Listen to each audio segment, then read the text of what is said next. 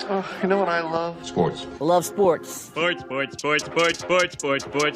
It comes to Texas A&M. Where are you getting this information? Let me tell you. Welcome to TexAgs. It's here. It's time. There's always a buzz in the air when you hit this moment. He is a guy that has gotten better and better and better. He's just got that dog in him. We will develop men. We will graduate players, and we will win championships on the field. I think of him as this hawk. Before long, he's going to be swooping in on those quarterbacks. Coach Elko's my guy, right? Like, I love him. I love Michael Early. Like, I think Bucky's going to be incredible. It's football, man. And that's what Warriors do. They don't want to sit out. And this is a real program. It's not fake. This is a real place. And if you want to be really good at football, this is a really good place to be. You know, if I'm betting on anybody, it's the Aggies. Buddy, you look dapper. You think? Yeah, you look good. Because I have the shirt that everybody at TexAgs has. Yeah, we all have it, but they don't wear it as well as you. It's TexAgs Live. Usually don't tell you the name of the show this early on. I'll let you figure it out. But we're presented by David Gardner's Jewelers. We're in the Rollo Insurance Studio. It is the Go Hour presented by The Warehouse at CC Creations. He's OB. I'm David Nuño. We're hanging out at the... Holistic Go ahead. The Holistic Planning Cool Zone. That's correct. I threw it, the timing, yeah. Well, but you've just been doing everything. Yeah. So I thought, okay, because sometimes, you'll throw it to me and I'm, okay. I wasn't ready. Well, you threw a changeup. I threw a changeup. Sometimes I was looking for the fastball. Keep you guessing. So let's talk Coach Elko, shall we? Okay. I enjoyed this soundbite, and I don't have the soundbite, but I enjoyed this little commentary from Coach Elko the most. He talked about a text exchange with Bucky McMillan. Okay. And Bucky said, this is a text I got back from him. I texted him congratulating him on his first win, and he texted me back that he couldn't lose a game before I did. I think that's great. By the way, Bucky's about to start his second game later today. Yeah, they're not going to lose tonight. Either. Yeah. Well, they got Texas Southern. And did that Texas Southern once beat A&M, like in the last 5 or 6 years? I don't remember that since I've been here. I remember Wofford. I remember Wofford. I remember Fairfield. I think I remember a Texas Southern game where it was closer than it should. Maybe it was Prairie View. Texas Southern men's basketball team beat Texas A&M in a game December 29th, 2018. Yeah. 18, okay. Yeah, final score was 88-73. That's embarrassing. I'm pretty sure I missed that one. I'm glad I did. Yeah. But I don't think we're going to see a repeat of that history. No, I hope not. And hopefully we get close to 100 again, if not 100. Yeah, I think they will. Look, I think when the rankings, statistical rankings start coming out and they are probably already, but I think in before we get into December, right? Mm-hmm. I think A&M will be leading the nation in scoring. Now, you'll ask yourself, are they really that good? Or are they playing a lot of overmatched opponents? Well, let's just say A&M teams of the past could take on those same opponents and would not be in that stratosphere. Right. So it's definitely better. I love watching the way they played. I think I said this a couple of days ago.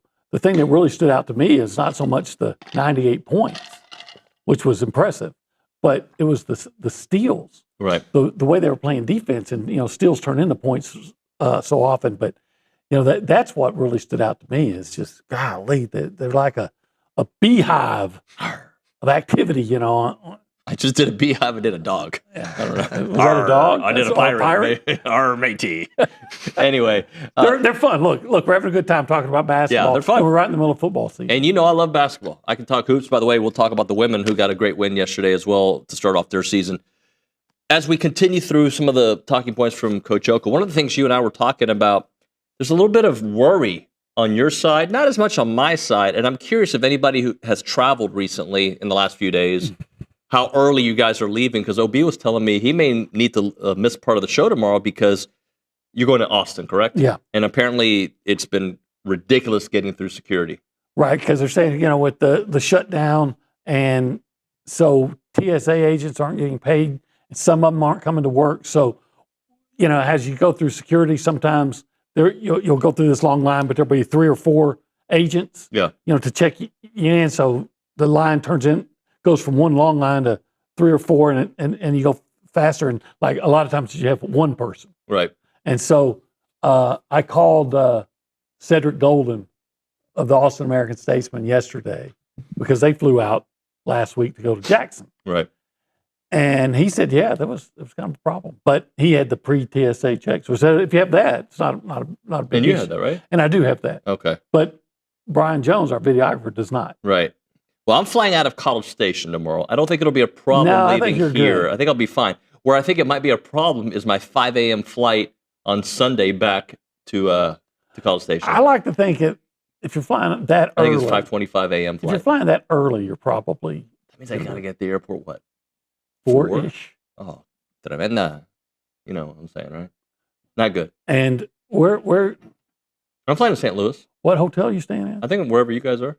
Okay, we're half an hour from St. That's great. Louis. Yeah, that's great. That's good. That's awesome. Maybe I'll talk to Jacob about changing my hotel tonight for that last night that I'm there. That might make the most sense. To stay in St. Louis? Yeah, maybe. That real nice Marriott that we stayed in right by the airport last night. Maybe that's where. Yeah. Didn't we hear those gunshots? Yeah, we did hear gunshots. There was a lot of gang activity, if you will. St. Louis, It's just like Compton. it's a hole, folks. I know every place has some really nice parts. St. Louis. St. Louis is where you met a very nice waitress. That the purple hair friend. Yeah. Well, that's a story for off air one day when we write TexAgs the book. Anyway, let's get back. Yada. Okay, let me just say it real quick. Obi had set a reservation for 7 p.m. We showed up at 6:57, and what happened, Obi? They just said, well, we're not going to honor your reservation. Why? Well, we're just not going to. You're going to have to wait. And I said, I understand if we don't have a table yet, but the next one comes because if you're right. But they're like, no, we're not doing it. No, we're just not. I said, why don't you take reservation? We do, but we're not. She was very dismissive. All right. Yada.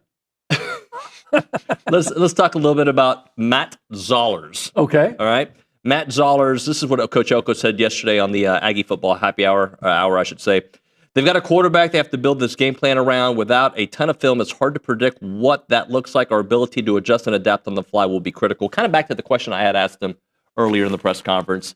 I think that'll be an interesting storyline. What I think will come out of it, OB, is they're going to try to get back to their identity, which is running the ball much more, because they've abandoned that the last few games. There was a couple games ago where I think Hardy only had 12 carries, something to that effect. They want to see them establish the run to open up the pass, as opposed to what most of their fans feel recently has been using the pass to open up the run. Yeah, but didn't Hardy have like 20 carries, 25 carries in their last game? Potentially. I think, was that 20. Vanderbilt? 20 for 97? Yeah, 20 carries for 97 yards. So it didn't, at least in that game, they didn't get too far away from it. Look, that makes sense. Most teams, unless you run an air raid, like to run the football to open up the pass. Right. So what I don't get is, and I don't want to be dismissive, this young man would not be playing in the SEC if he did not have ability. Right. You know, they don't bring in stiffs to play. So he has ability, and you have to respect that. But the fact of the matter is, he's a freshman. And how much angst would there be if A&M was in a situation, God forbid, I don't want to say got hurt. Marcel woke up with the flu. Right. And he's going to miss a week. Much like when Haynes King and got Florida? the flu in Florida, and you had to start a true freshman at Connor. Yeah. And it doesn't mean that he's not capable, but the fact of the matter is, you're at a disadvantage when you're having to start a true freshman quarterback.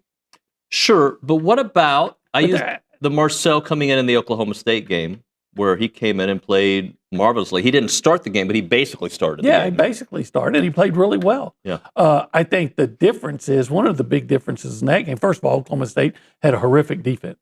And Marcel can run. Remember, I think he had a 40-yard touchdown run in that game. And he threw for over 300 yards. Yeah.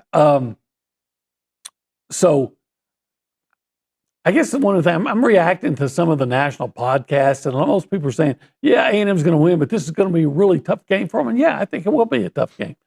But I don't think it's necessarily because of Zollers. If Zollers is that good, why was he not starting in front of Pribula, who I think was, we're not going to say he's elite. Right. And I mean, Sam Horn, right. Was Sam Horn the other one, I think it is? Yeah, and he got hurt early. Yeah. So I just, again, if Brady Hart was thrust into the lineup, he might be really good soon. But one I think day. there would be some angst. Sure. So there was angst when Marcel was maybe going to start in Florida. There was angst. There was like, well, if Connor's not good to go, like I like Marcel, but that's a huge disadvantage to go on the road, and this is at their home. So I'm just scratching my head when I see some people just seem that's supposed to know football and probably know a lot more than I do, but just kind of almost glossing over that it's not that big an issue. Let me tell you how good this kid is. Yeah, he's talented, or he wouldn't be in the SEC. Other thing that Coach Elko talked about was not reading too much into last year's score. Okay, I agree with that. And he says the roles are reversed. The roles are reversed, and also a different roster. And here's another point that Coach Elko said. I've said it to our guys. If we played them 10 times last year, it wouldn't be the same score again. You can't predict it. We know this is going to be a challenge. They're a playoff caliber team. We have to give them our best. And honestly, if you go back to last year's game, yes, it was a beatdown. A play or two changes the way that entire game is played, and two of those happened on the first drive. Yeah. Remember, Missouri, I think, there was a long touchdown. Long touchdown. Was it a pass interference or a holding? Well, they had one touchdown that was called back on holding, and then I think they had, maybe was it holding or downfield? They might have had one of each. And then there was one where a guy, I think, dropped the pass. Ball. Yeah. And that would have made it 7-7. A&M came and capitalized. There were several plays like that in that game that you're like, if they make that play, it's just played different, right? The game just plays out differently. So he said that as well. One other thing he said was about where A&M is, right? They're 8-0 right now. They feel great about where they are, but they haven't achieved anything yet. He goes, we were literally in this same position 12 months ago. We've learned a lot of lessons. We were in the limelight, but it was new, and I don't know if we handled it the right way. We were still building. A year later, we can do it the right way. Look, it's November, right?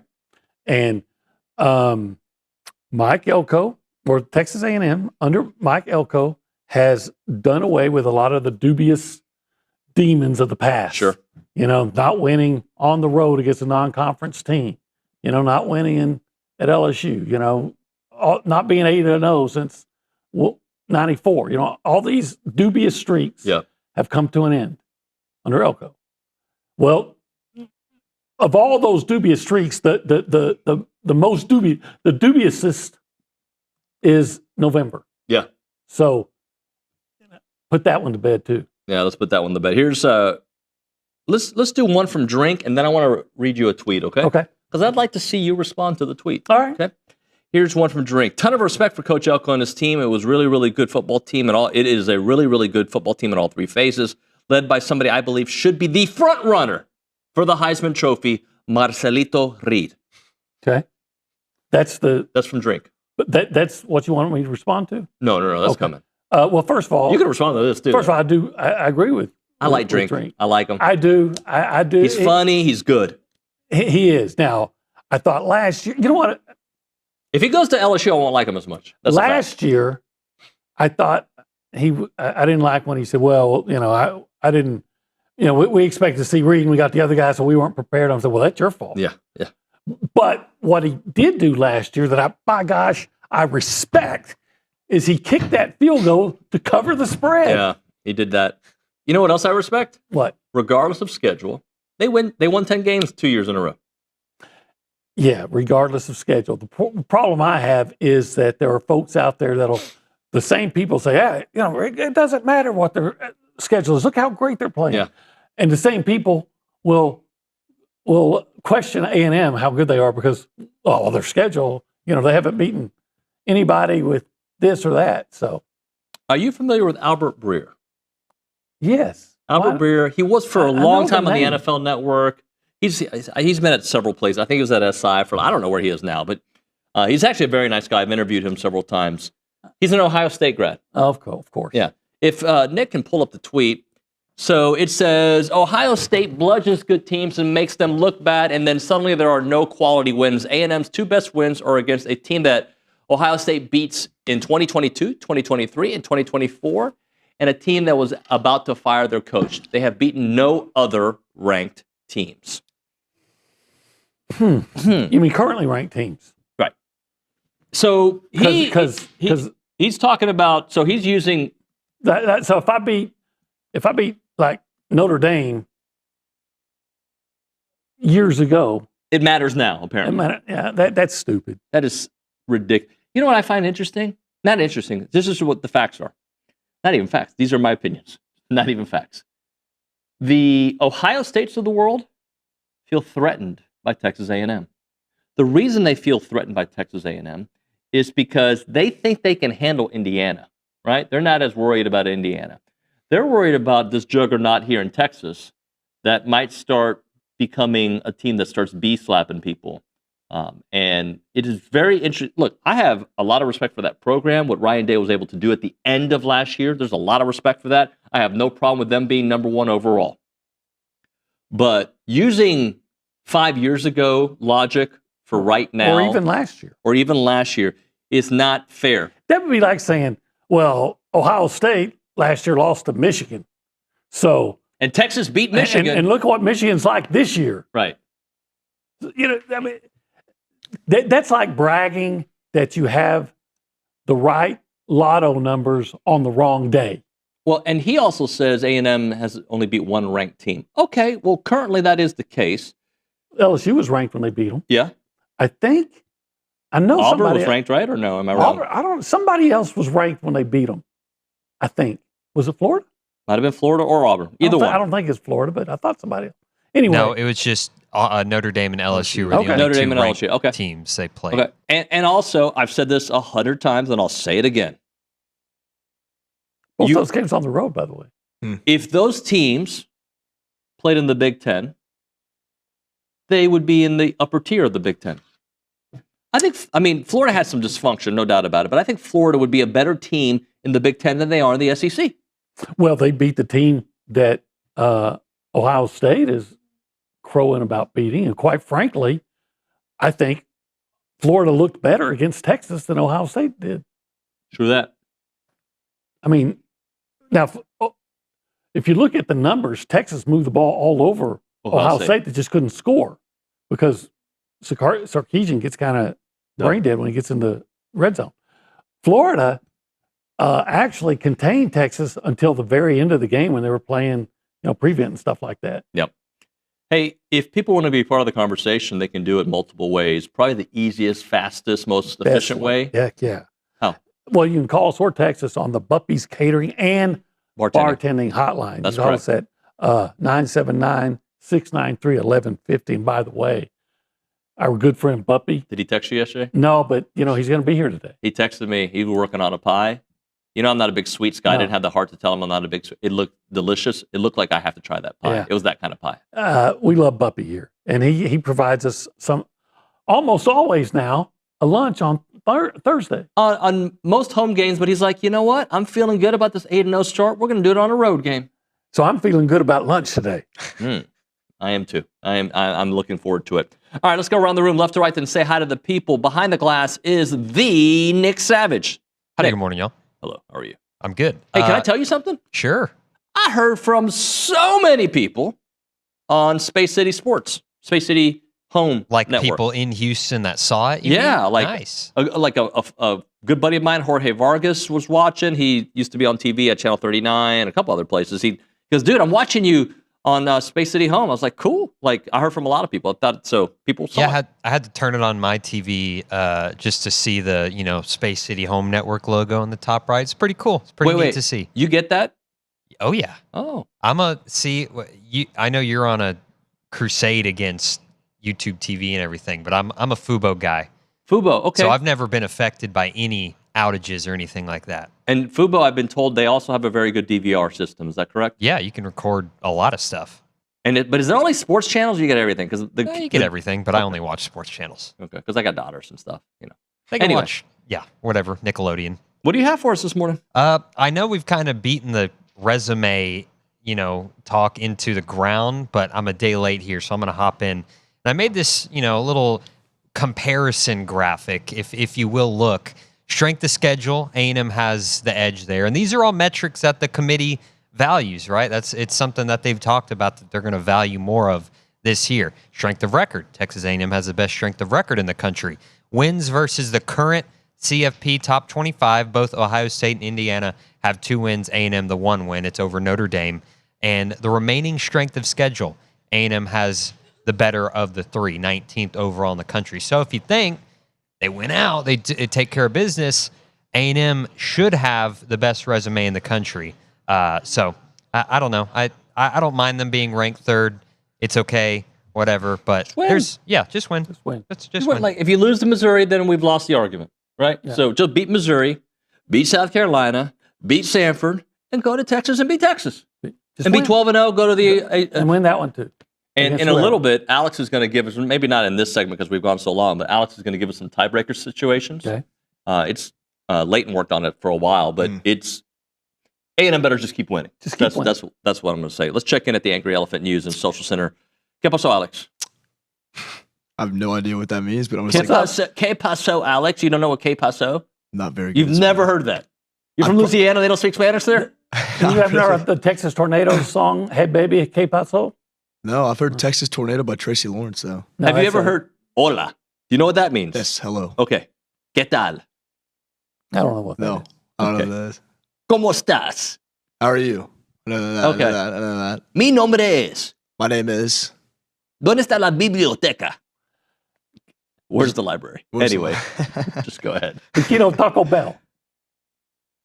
Something with Taco Bell. Oh, you remember that? Remember that was a big Yo quiero Taco Bell. Oh, yeah, you said tequila Taco Bell. Tequila, I heard. Tequila's a different dish. That's the best thing I could come up with. All right. Go ahead, Alex. Give us something. I'm going to start with a football update. Texas A&M starting tight end Nate Bokercher has been nominated for the 2025 Burlsworth Trophy, which is named after Arkansas walk-on legend Brandon Burlsworth. The award honors the most outstanding FBS football player who began his career as a walk-on. All right. Okay. Yeah. He's been a heck of a find for A&M. Yes. Really good. And I'm going to switch over to A&M women's basketball. Had a great night last night. They faced off against the Texas A&M Corpus Christi Islanders last night at Reed Arena. Joni Taylor and the Aggies defeated the Islanders 81-43. Nyseria Pryor led the Aggies with 16 points, 6 rebounds, 8 assists. This team was flying around last night. It was good to see. And do me a favor and make sure you check the name. But Rick sent the text. Let's hear from Rick. Yep. The reason I say check the name is sometimes when people text the show from other places, they've been known to throw a curveball or two, but this seems to be legit. Okay. Rick Griffin said, listening live from St. Thomas in the U.S. Virgin Islands. Nice. Gig 'em. Let's freaking go. I wish I was there. Hey, if anybody's listening on like an island or a beach town and you want OB and Nuño to come do the go hour from your area and like maybe speak to a group of people, we'll do it for free. I mean, you pay for the travel, in the hotel and the food, great food and, like 5-star hotel, and, limousine and what else? Or I got one for you. Or just have a 1775 catered. Oh, yeah, that's all you got to do. 1775. That's like the Virgin Islands. Like a day at the beach. Yeah, bro. Yeah, get to sit back and bask in the warmth of that brisket, that sausage. Just wanna instead of suntan lotion, lather up yourself with some of that queso mac and cheese. On your hairy arms? I don't know if I want to see that. You know what? I'd eat that queso mac and cheese right off my arm. Anything else? Those ribs? Oh, yeah, those ribs are good. I mean, I've looked around. I've been on the beach and watched people walk by and say, oh, man, look at those ribs. But they don't look like those ribs at 1775. So if you want to have us travel to a great beach town, you can do that by ordering a 1775. Or you can just go to 1775 Thursday through Saturday, excuse me. Saturday. And you can go to 1775txbbq.com, 979-492-6241. It is 1775. It's good.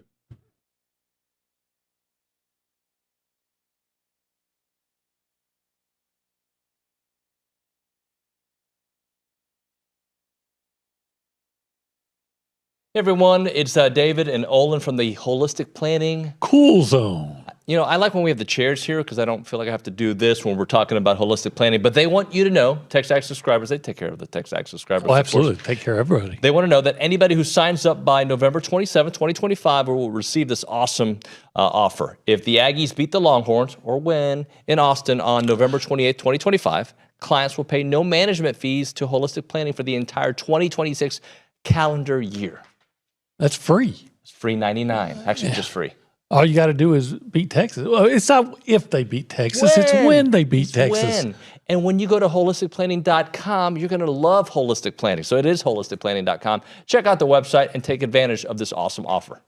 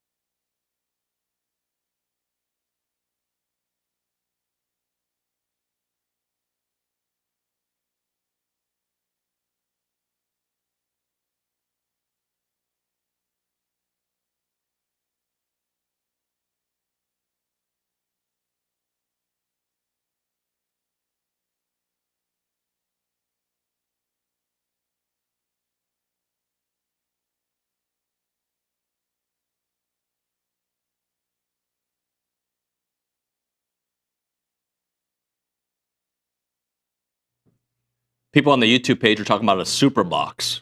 A super box. Apparently, it's like this amazing box that gives you channels. Well, and they said legal's relative.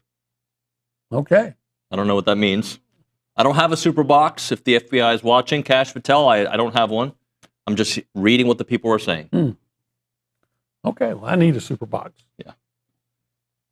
If you get one, let me know how it works. Yeah, I need that. I need something because I haven't been able to watch. I didn't get to watch the games I wanted to. I had to go up to walk-ons to watch. That's a good place to watch, though. Yeah, but to stay there, I felt like I had to keep ordering stuff. Yeah, I know that feeling. I can't just camp there without ordering.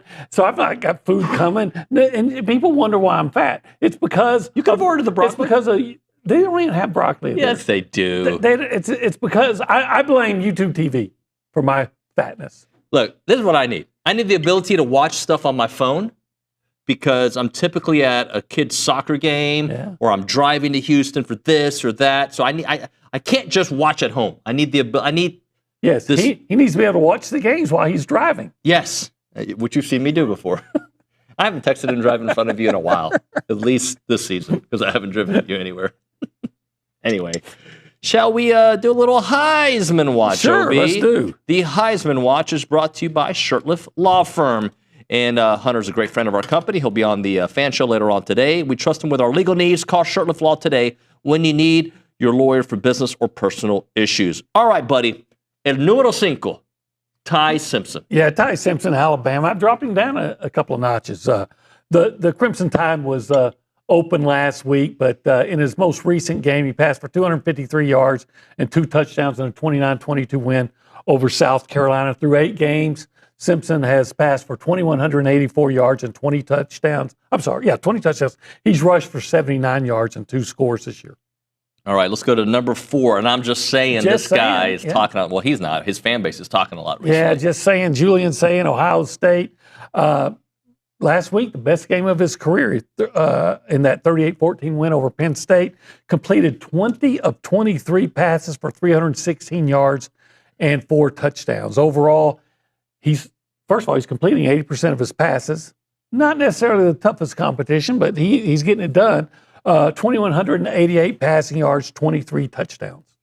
I'm glad number 3 is still on the list, especially with how he balled out last week. You don't blame Haynes King for the fact that Georgia Tech lost to NC State 48-36.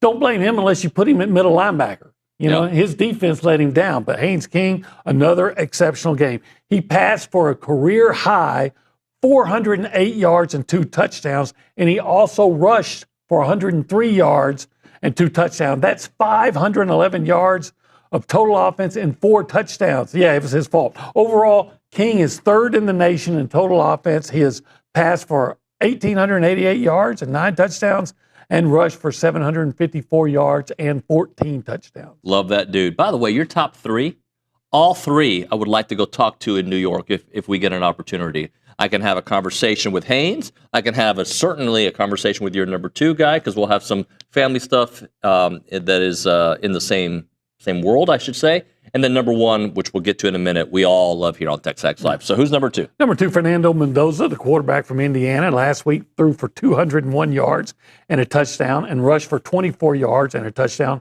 in a 55-10 blowout of Maryland. On the season, 2,124 passing yards and 25 touchdowns. He's rushed for 220 yards and 4 touchdowns.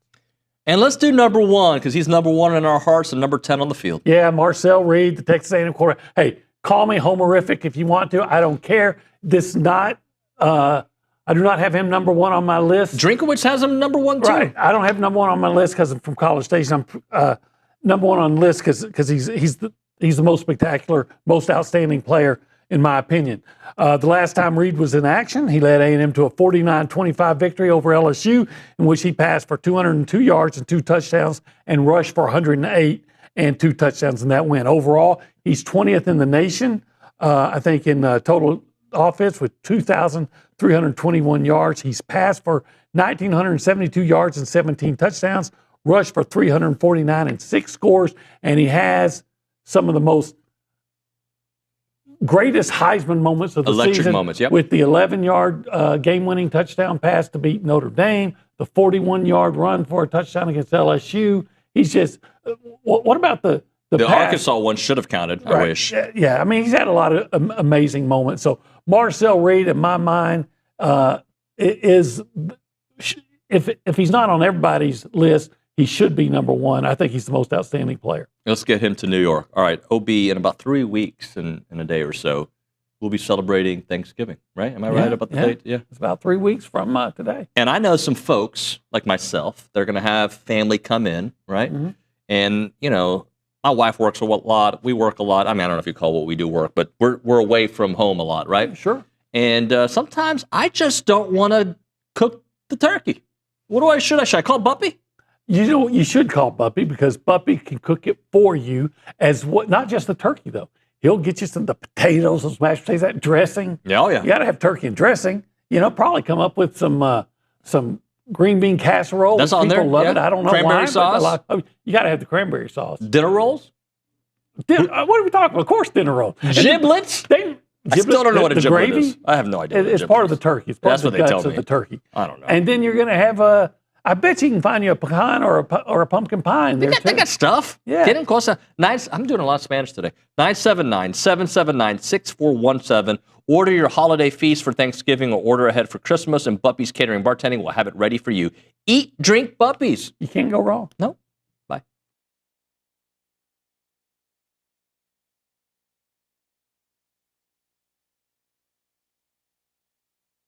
All right, we're talking about Burlebo, the heart of Texas, more than an outdoor lifestyle brand. It's products created with you in mind. Currently, I'm wearing the performance polo, the Texas maroon and gray. If you look into it, you've got the state of Texas in gray, and you also got it in maroon. It's one of their highest, most popular sales that they have there. It is really nice. Comfort and versatility. You can wear it in any situation. Quick drying, fits the size. But Burlebo, they're rooted in tradition, fueled by passion for the outdoors. Designs high-quality apparel that works just as hard as you do. So whether you're hitting a workout, enjoying a day of fishing, or cheering on your favorite college team, their gear is made for the athlete, the outdoorsman, and the everyday adventure. And it's really nice. I wore this one to church the other day. People talked about it. Really, my kids were like, yeah, Dad, you look pretty good today. From athletic shorts to your favorite go-to tees and performance hoodies, they have everything you want. Check out burlebo.com and find your new favorite gear. It's Burlebo for the athlete, for the outdoors, and for the family.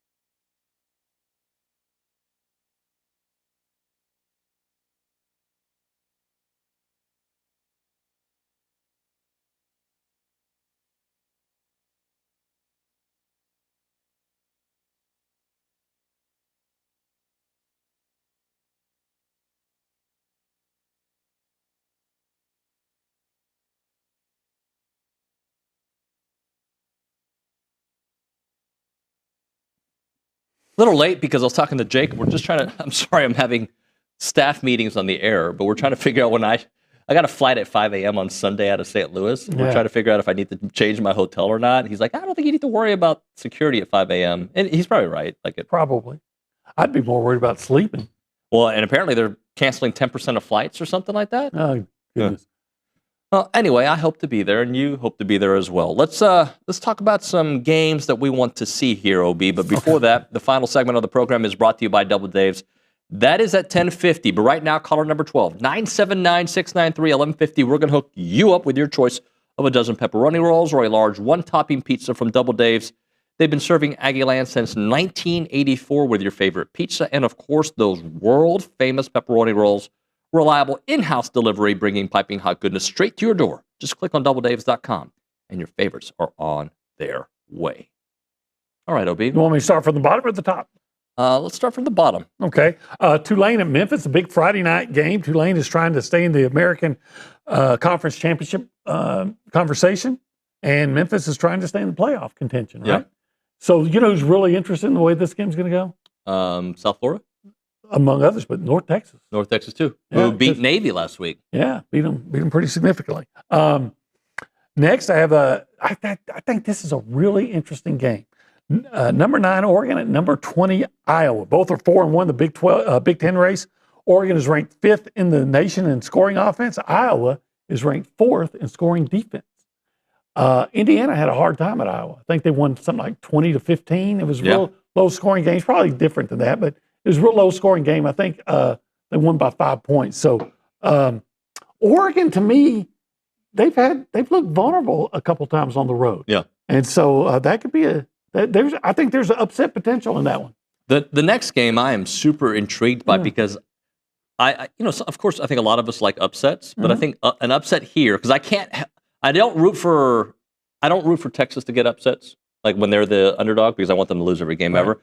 But Georgia, who I usually don't care about, I want them to lose this weekend. Yeah, speaking of upset potential, look, on the surface, you hear Georgia and Mississippi State, and you're like, well, of course it's going to be a blowout. But in my best Lee Corso, not so fast. Okay, that's pretty lame. Yeah. You've done better. Yeah. Anyway, look, Georgia's not, they're winning, 7-1, but they're not dominating opponents. Meanwhile, Mississippi State, sometimes people say this and it's exaggerated. And I know what literally means. Mississippi State is literally 3 plays away from being 8-1, 7-1. Yeah. They're a tougher team than their record indicates. Oh, both of these teams went into overtime against Tennessee. That's correct. And this game is going to be at Starkville. The cowbells are going to be ringing. And they feel like they owe a team one after what happened against Texas. Going to see who's the top dog. There you go. Those Bulldog. DAWG dog. Dogs. The next game is one that I'm going to see it. We hope. Yeah. According to the airlines. Number 3, Texas A&M going up to number 22, Missouri. The unbeaten Aggies are closing in on clinching a playoff berth. Getting closer. Missouri. What do you think? Fighting for a playoff life. What do you think constitutes ensuring a play? I mean, I think 10 wins. There's no scenario where a 10-2 A&M team gets left out of the playoffs? I don't think so. I don't either, but... Are you going to put Notre Dame ahead of them? The best they can do is 10-2. Yeah. You can't put Notre Dame ahead of them. I think a 10-2 A&M gets in. But look, A&M's not going to be 10-2. They're going to be 12-0. Let's go. So, but you know what? I think A&M probably beats Missouri 8 times out of 10 if they play 10 times. Hopefully it's got to those make 8. sure this is one of the 8. Yep. All right, let's go to the next game. I got to tell you, I'm always interested in matchups of 2 top 10 teams, even if they're both in the Big 12. But number 7, BYU, and number 8, Texas Tech at the inside track to the Big 12 championship game at stake. But quite frankly, both of these teams could win. If Tech wins, especially, I would not be surprised if those 2 teams meet again for the Big 12 championship. And now, if Tech loses, you got 2 losses. Yeah, and as all that money they pumped into their program might be all for naught. All for naught. If they lose to BYU. All right, that's Who it. would you like to see win that game? BYU or Texas Tech? I want to see BYU win. Okay. All right. You know what I don't want? I don't want loud fan bases in Texas in my mentions. That's the reality of it. When the University of Houston does really good, especially when I was at Channel 13, I would hear from them all the time. Texas Tech, they seem to be loud. You know, Texas is loud. I don't want to hear from people in the state. I want it to be an A&M state, and that's it. Okay. That's what I want. understand where you're going. I got to admit, I admire Texas Tech in the fact that they're buying players and they're not apologizing for it. Yeah. You know, I mean, this is what we do. I kind of wish, what's his name, Cody Campbell? What's the guy, the big? That sounds right, yeah. Cody Campbell, the big money guy. Yeah. Kind of wish he'd gone to A&M. Yeah, I did too. I wish we had a Cody Campbell. Well, I mean, we have some, but he's spending a lot. But this guy is spending like, a lot. So I got to admit, I admire that. Yeah. They say, yeah, we're spending money. We'll pay $1 million for a softball pitcher. Why don't you? Yeah. If you got a problem, why don't you? Why don't you? Yeah. I admire that. We'll hit a break. We'll come back with a little buy, sell, hold on the other side. It's TexAgs Live. Right now, agricultural families understand something that city folks often miss. Life moves in seasons, and each one does matter. And at Farm and Ranch Films with Chance McClain's company, Heritage Films, they're offering you this awesome way to bottle those moments on your land, on your ranch, and I think you're going to love it. You got to check it out. They do these 2-hour documentaries. They do it about a lot of things. They do it about your family business, your family ranch, your grandfather, your uncle, and they're 2 hours long. They're fantastic, and they feel like you're watching something like at a movie theater. It's just that level of craftsmanship. Check out the website, yourheritagefilm.com, yourheritagefilm.com. Call them up, 713-893-8341, 713-893-8341. It is Heritage Films.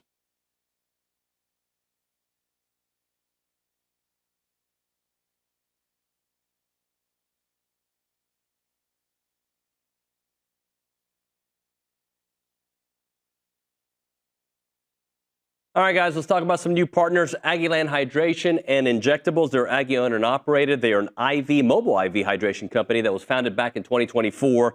I met with Sheldon and Danny over the last week, and they're awesome people. They really know what they're doing. They're proud to serve Bryan College Station with awesome services like IV hydration, Botox, and even some weight loss options. Whether you're looking for a quick boost of hydration or dehydration preventative, they can tailor an IV cocktail specific to your needs.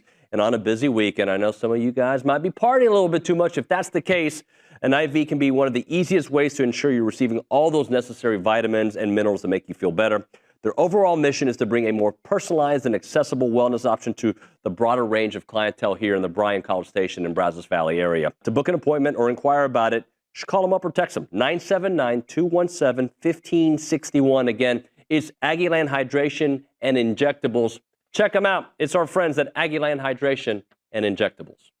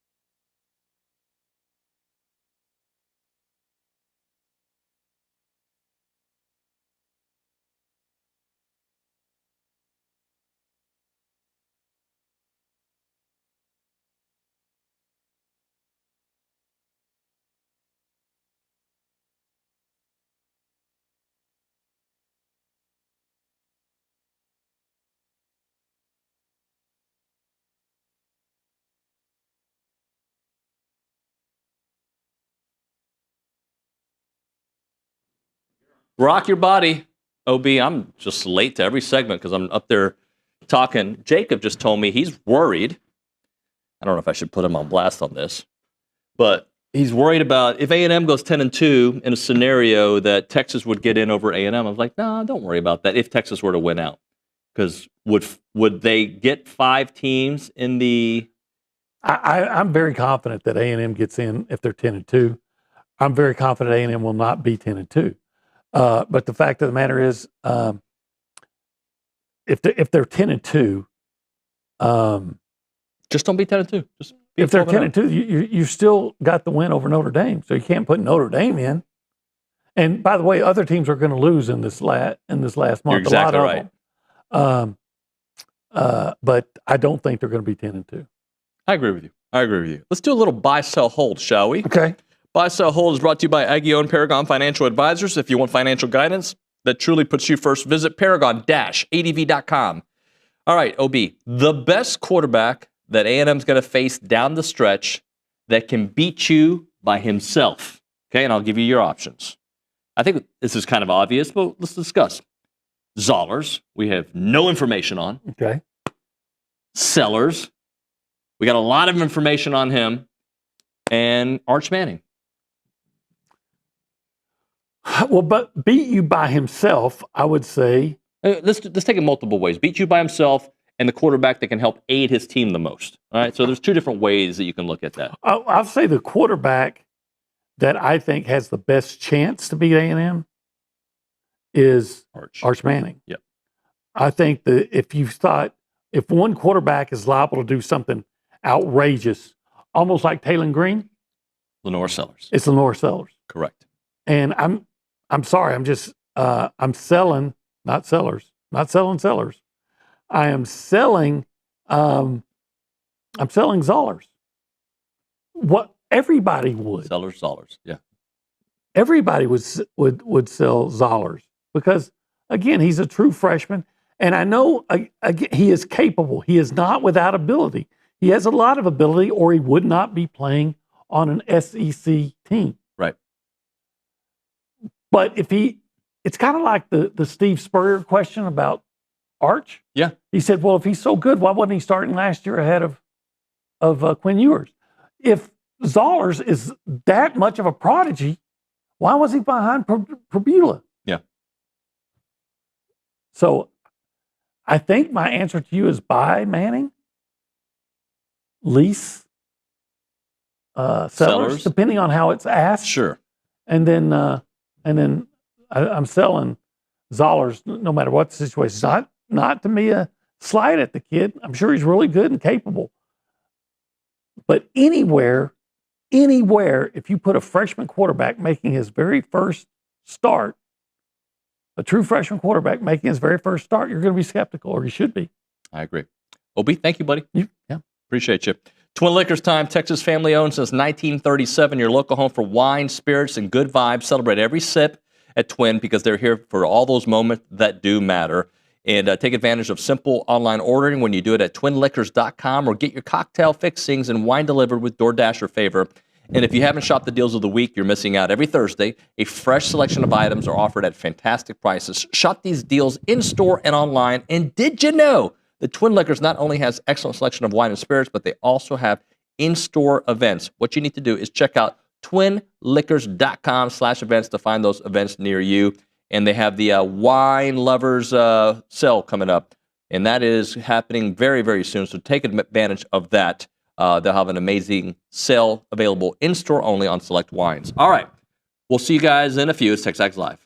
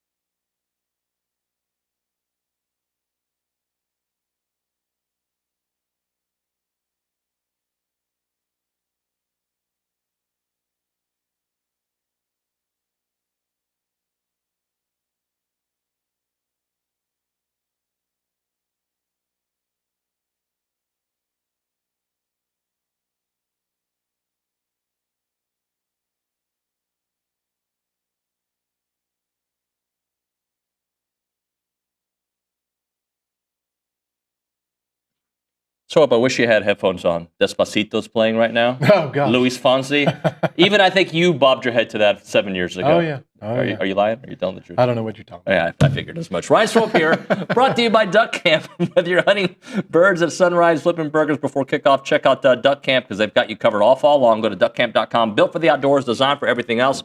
TexAgs 25 code will get you 25% off. I think that's still going on. It doesn't matter. They will honor it because I just said it on the show. What's up, buddy? What's up, man? How we doing? I'm good. How are you? Good, man. Ready to watch some Aggie football, man. I can't wait. So we didn't get to chat after the LSU game. We did it feels not. like a year ago. I know. But what did that win do for your confidence for what's left? Man,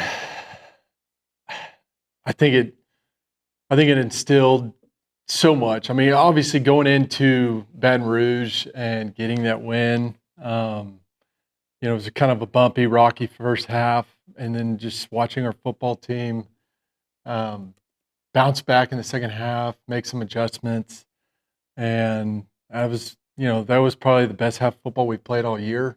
You could just see these guys grooving, big time players stepping up and making big time plays in big time situations. So. Marcel looks great, on his feet. He's just got that dual threat capability. He's so dangerous in so many different ways, and so he just creates so many different problems for defenses because he's got elite speed. Yeah, I don't think people really understand how fast that guy's really moving, and it just makes it hard as a defense to prepare for a guy that's so talented like Marcel. I wish we could keep the emotions of last week for this week because what I think has happened with the bye week, then I don't want to say doubt creeps in, but then you start overanalyzing and had they played the game, let's say the next day, again after LSU had played Missouri the next day, let's just say, my emotions with this team were so high that I'm like, oh, you're going to blow them out of the water. But Sure. in the 13 days after, right, I'm like, now I'm finding reasons to believe why it's going to be even more of a dangerous matchup. Yeah, I feel pretty good about this football team. I'll be honest with you. Probably the best I've felt in a very long time. I think you can just feel it in their demeanor, how they carry themselves. I was listening to, I think it's Marcel. He came and he kept talking about how he loves going into these road environments and, basically hushing down the fan base. And he says, there's no better feeling in college football than going on somebody else's turf and getting a W. Right. Which is true. I mean, it kind of brings back flashbacks in 2012. We, first year in the SEC, and we went 6-0 on the road. I think good football teams, they find a way to win at home. Great football teams, they figure out a way to go on the road and fight adversity and are resilient, and they find a way to win. And I feel like this team, they can do that. And there's been adversity along the way too. That what people don't. There's been some injuries on defense at linebacker position. The next guy gets called and he goes in there and makes plays for our football team. And good teams respond to that kind of stuff. And I feel like I just feel like this team has a little bit different look in their eye. Do you feel that way? Yeah. So one of the things that I've noticed about this team is I'm going to take you back to a year ago, right around now. All right, or a year ago, right around now. Even though I know Amari Daniels was a beast. Yeah. Right. I didn't know they could navigate without Le'Veon Moss. I don't have those same worries this year because of the emotional, the development emotionally in this team, their physical development, and their just mentally how they handle things, right? Defensively last year. 100%. I looked at them, I was like, are they going to make tackles? I don't think they can make tackles. I know it, man. And that's a testament to Coach Elko. Yeah. And the coaching staff and our strength program, what they're doing and how they're developing our players. And then it's also, I think, the character on this football team, the guys that they're bringing in and wanting to be here and a part of something special. They're going and getting these guys that we feel like, that leadership trait has kind of been missing over the last decade. And I feel like they're building a culture here. Yeah. And these guys believe in each other. They trust each other. If somebody goes down, it's next man up, and they're resilient. And so when something goes wrong or somebody throws an interception or makes a bad decision, we don't just fold, where I feel like in the past it's kind of been a domino effect of a negative play here, a negative, Le'Veon goes down and we can't respond. But I feel like this team knows how to battle through that adversity and figure out a way how to win. Yeah, it's weird for me to see A&M getting a lot of praise nationally, because it feels like in years past when that would happen, the bottom would fall, right? It would drop through. This year it doesn't feel that way, but I don't know how to kind of take it, right? I hear them speak so kindly about Marcel and Coach Elko, and this is a real team that can win it all. Some people are saying we should be the number 1 team in the college football playoffs. And I can make an argument for that. I can also make an argument for 3 where they are right now, right? It is hard for everybody to not be making fun of A&M, because that's what I've heard the last 4 or 5 years. Sure. No, I mean, I think this team's just different. Mm-hmm. And that's the head coach again, right? Yeah, and it goes back to what Coach Elko's doing. And, this is a resilient football team that figures out a way how to win. And they've got, going to Notre Dame, that's a big road win, going into Baton Rouge and Auburn, and just figuring out how to win in this conference. We hadn't been 8-0 since, 1992 or whatever that stat is. So they're getting it done. And we've got, I think, just they have belief in each other, and that's extremely important in a locker room. And you can just see it in their eyes. You can just tell when they come into these pressers, these young men have belief in one another. They're playing with togetherness, and they're playing with a shared purpose, which is huge. And so I think nationally, everybody is recognizing all this greatness. And I mean, we've got players, and we've got depth, and we've got a great coaching staff. And so I think, I know B, we're talking about possibly dropping 2 games. I hope not. Yeah. But I don't see it. Good. I don't see it. Good. I feel like this is a well-coached team, and we've got an opportunity to control our own destiny and do something really special. So I, as talk show host, we sometimes try to find parallels from years past. So I want to go back to 2012, because I don't think this happened during 2020. I don't remember a Heisman chatter around Kellen Mond. Maybe it was there. I wasn't doing the show. I do remember 2012, okay? And so around this time, do you remember, did the guys in the locker room feel like, at this point, did you feel, Johnny can take us to the promised land? Yeah. You knew it. So at what point did you know? And it wasn't just Johnny. I mean, it was the whole team. He was a big part in that, clearly. But we had Mike, a sense of belief, offensive line. Yeah, and it's just the way that we practiced, and it was we had 14 seniors starting. We'd been working our asses off all off season. Yeah. We had a purpose in mind and new goals, and there were some stumbles along the way, but we knew that we couldn't be beat, and nobody could disrupt that, and nobody could get in the middle of that. And so that's dangerous. And I feel like that team has that sense of purpose. Yeah. And I feel like they believe in each other and groove in each other. And there's going to be some mistakes along the way, but I've already seen this team drop the ball or throw a bad interception or maybe have an injury, but they're responding. They respond. And the reason I bring up Johnny is because I hope that the world gets to see Marcel Reed on a stage, and it's not just the football stage, right? Because the way he talks about A&M, the way he carries himself, his leadership, he is a reflection of his parenting that he's had from his parents, obviously, and the coaching staff and that locker room. But I want the world to see him, and I know Johnny had his issues, but there was also a charismatic side that I wanted the world to see Johnny. Oh, yeah. Well, Johnny was just the fierce competitor that he loved winning. Yeah.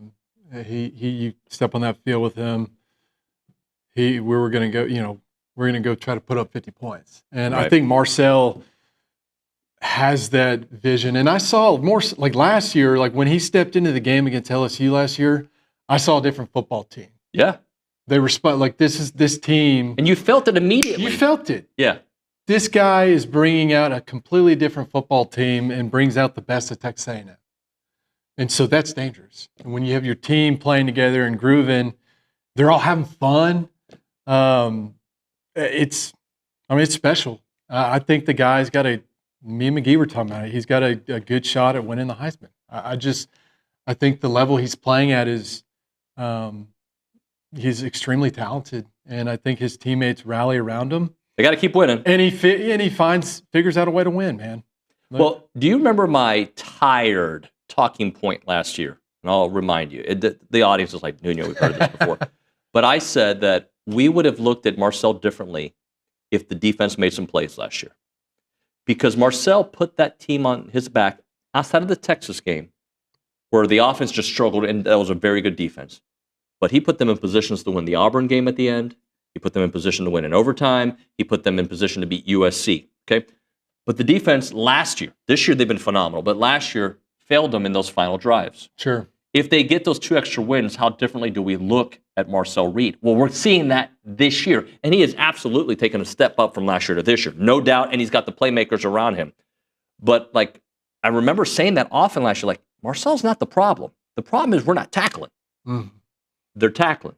Yeah. Cassius Howe's getting to the quarterback. Well, the offensive line is doing it. And the offensive line, yeah. I mean, that people don't realize, like in 2012, it's another thing. Like Johnny had an incredible offensive line. And this offensive line this year, I'm not comparing them to 2012, but these guys are experienced and they know what they're doing. And I mean, obviously Marcel is an incredible talent, but if you've got if you set the tone at the line of scrimmage, you're going to win football games. Yeah. It always starts up front. And so those guys have just done a great job of protecting Marcel. But it goes back, and you just mentioned this, having the Stallions on the outside that go make plays is huge. It's been a difference maker. Even just offensively from last year, having KC and Mario and Bethel Roman, and the list goes on. I mean, we just have so many weapons, and so that creates a lot of problems for defenses. It absolutely does. I don't know if you watched any of the college football playoff rankings and some of the evaluations of that, but I haven't as much, just because I like to just see it play out. Yeah. It's a lot of speculation. That's exactly what it is. Yeah. Which is fun to talk about, but at the end of the day, you just, control your own destiny and go win. Yeah. If A&M goes 12-0, they'll be fine. Yeah. Right. Just go win. If they don't lose the game the rest of the year, guess what? Yeah. They're the national champions. Just go win. And this year, that is actually possible. You can, and last year was possible too, you can win every game in front of you, and you will win the national championship. Yep. Yeah. It's easy as that. Just go win. One of the things that they were saying that was dinging A&M from being the number 1 overall playoff seed was the defense. Okay, and it was comparing the stats. There's some gaps in our statistics. Sure, but you also took on 2 elite offenses in Arkansas and Notre Dame that kind of skewed those stats. Mm-hmm. And I will admit this: as much as I love that defense, and I think they're playing lights out, they've had a couple of halves they'd like to have back, or moments, and then they adjust and they fix it. No, I agree. I mean, that's. I think that, hey, you're going to face some really talented teams and opponents. At the end of the day, yeah, you might miss some tackles here, or you might not get some stops, or they might convert on 3rd down, whatever it might be. But our ability to go into halftime, which I've been very, very impressed with Coach Elko. I feel like it's our first half. Yeah, he goes in and he dials it up, and that second half has been a different football team, defensively speaking. Pretty much every game. And so, and Coach Elko, whatever he's got, that magic dust in the locker room, whatever, and he's dialing up, and he knows just how to adapt and make a team, cause problems for offenses in the second half. And I think pressuring the quarterback, obviously, just Cassius Howe, the way he's playing. Yeah. So fun to watch, and just the energy he brings to the field. I loved him, talking some smack down there on the field. Just got me fired up. You love to see that. But it's just... Hey, watch him this weekend, because Nuño's notes is going to come out later on today, but I talked to a few insiders, and they're like, is it Caden Green that he's going to be lining up against possibly? And that guy has struggled with elite pass rushers. So don't be surprised if you see another barking moment. I cannot wait. But yeah, Coach Elko has just done a great job of adapting, second half. And I'm anxious to see what happens. We just need to stay focused. Missouri's a really good defense. I mean, they've got a stout defense. I think they're third in the SEC. I'm curious to see how we run the football against this run defense. If we can set the tone early, line of scrimmage, win that battle, I think we're going to be in good shape. Well, they're on their third string quarterback, and and he's pretty good. I mean, his numbers are pretty good, but sometimes is he a freshman? He's a freshman. Yeah, he was a 5-star at one point. I think he finished with a 4-star. They think he's really good. Dual threat? Not as much as Prabula. Okay. Apparently, he can run, but not like Prabula. Gotcha. Prabula wasn't like Lenore Sellers, but he could run and make some plays. They had some design. They're not going to give this guy design runs. But Ahmad Hardy is one of the best backs. Their entire backfield is really good. Mm-hmm. Yeah. I mean, this is a good football team. They're well coached. And let me give you this stat. They've lost to 2, at the time, top 10 teams. Alabama by 3 points, right? Yeah, and Vandy by 7. So they've lost 2 games by 10 points combined. They're pissed off, man. They're now, if you look at their overall schedule, they haven't taken on some elite teams like A&M has. And I'm sorry, I think Notre Dame's elite. And I think when you played Auburn, it was a dangerous game. When you played Florida, it was a dangerous game. And obviously Arkansas is a dangerous game. But they're very good, but they also haven't taken on a defense like A&M's. No. Or an offense like A&M's. No, they haven't. And look, you go into any kind of environment like that, you got to be ready to play. I know they're well coached, and I know their defensive line's really stout. But I think we've got the edge on this game, and I feel really good about our football team right now. Probably the best I've felt in a very long time. That we should go up there and take care of business. Hey, let's finish out with this question because I'm just curious. So the team in the back have this. In the last 10 years, A&M is 19-19 in November. Oh, really? Yeah. In the last 10 years, 19-19. I don't like that stat, but. And I tell you that last year was one of the worst Novembers. It was. Because you could taste the playoffs. It wasn't as good as this year's taste.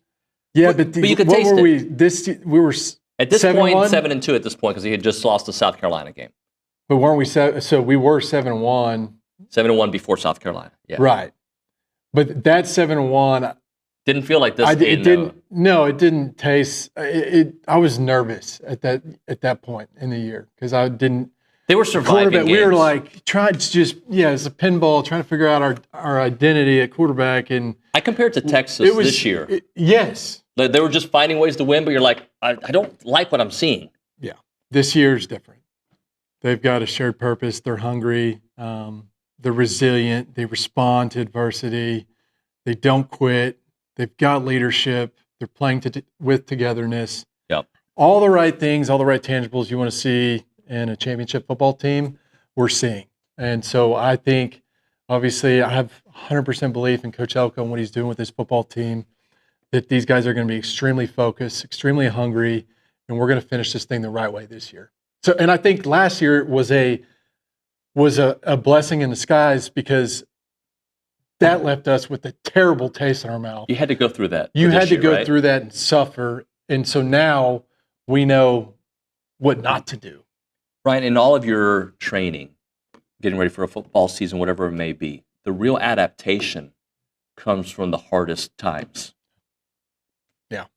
I mean, how it's that adversity, those roadblocks and speed bumps that you hit along the way.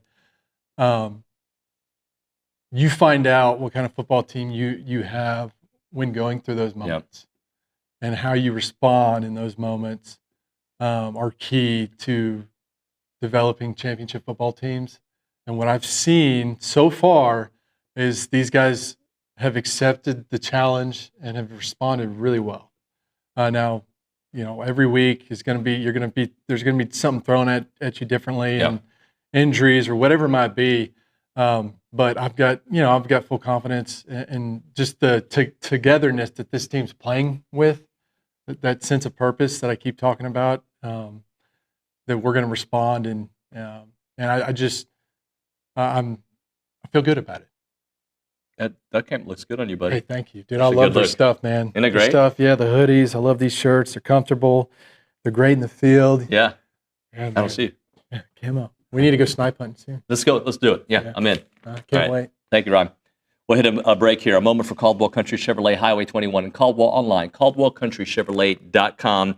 If you're a business owner and you're ready to take your operation to the next level, they've got a bunch of fleet of vehicles there to check out, and I think you're going to be blown away by their selection, their customer service, and of course, just the entire process when you go to Caldwell Country Chevrolet. They have service body trucks. They've got heavy-duty flatbeds, medium-duty trucks, and they can handle all those tough jobs. And they're also a designated business elite dealer, which means they understand what it takes to keep your company moving forward. Remember, it's about a 15-minute drive. The edge of Bryan to the beginnings of Caldwell, a short conversation away, but you'll see the difference when you step on the lot and do business with the great people at Caldwell Country Chevrolet. Highway 21 in Caldwell, online, caldwellcountrychevrolet.com.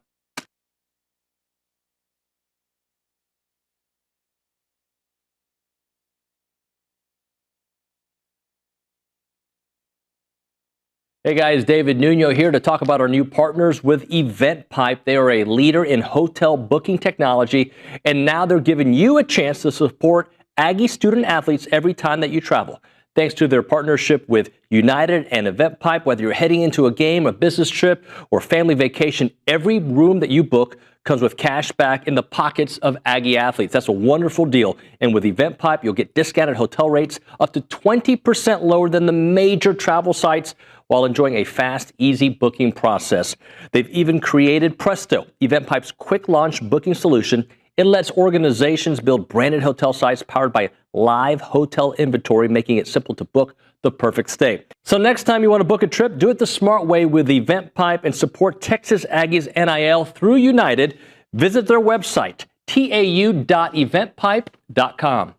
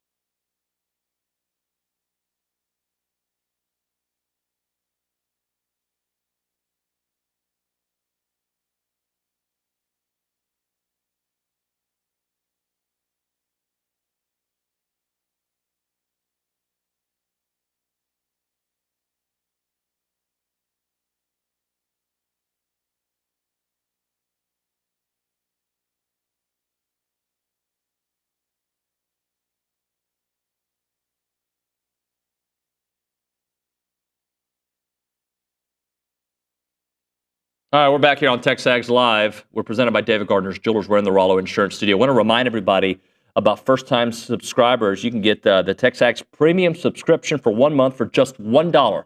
So if you're one of those that likes to go to the message boards and chit-chat and get a lot of our stuff but don't kind of absorb it all, you're missing out. And for $1 for this first month, you'll be able to take advantage of that. So go to texags.com to learn more. You'll find the subscription special on the homepage. Reminder, Space City Sports or Space City Home Network, we're on there, and super excited about that on Wednesdays at 2 o'clock. To learn more about the partnership, visit texags.com.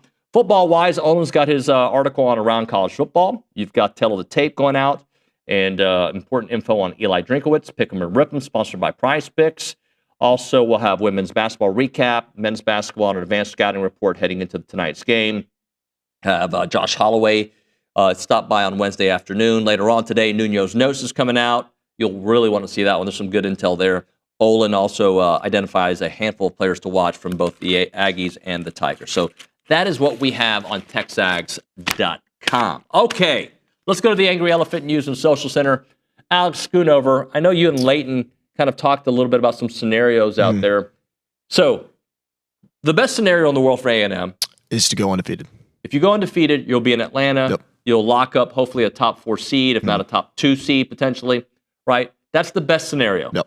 But if they lose a game, it does get, at least currently, crowded. Yeah, a little tricky. So the SEC tiebreakers make sense at face value, but they kind of come complex because A&M lacks the head-to-head victories with like the top teams in the SEC. So here are the complete tiebreaker rules listed out. Starting at number 1, head-to-head competition among the 2 tied teams. Number 2, record versus all common conference opponents among the 2 tied teams. Number 3, record against highest, best placed common conference opponent proceeding through the conference standings among the tied teams. The 4th one, cumulative conference winning percentage of all conference opponents among the tied teams. And then 5th one, capped relative total scoring margin per sport source analytics versus all conference opponents among the tied teams. So here are the scenarios. The best scenario this weekend is that Georgia and Alabama lose. And we'd be at the top because they would have 1 SEC loss. Actually, Georgia would have 2, Bama would have 1. So we'd be at the top if we beat Missouri. Right. So if Bama loses either to Oklahoma or Auburn, that would create some exotic scenarios using the SEC tiebreaker rules. So at A, Oklahoma loss, Bama still finishes with a head-to-head over Georgia, who has the win over Ole Miss, but they are penalized for being 10-2 and left out. With an Auburn loss, Texas A&M makes it over Ole Miss because of the tiebreaker rule 4.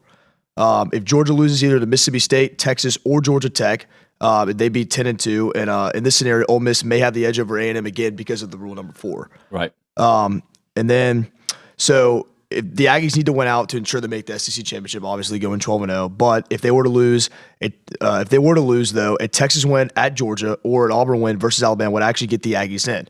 Possible more scenarios in which an 11-1 A&M team gets in, but we can't really tell right now because there's still a lot of games left. Bottom line, and we've said it from the beginning, you've got to just.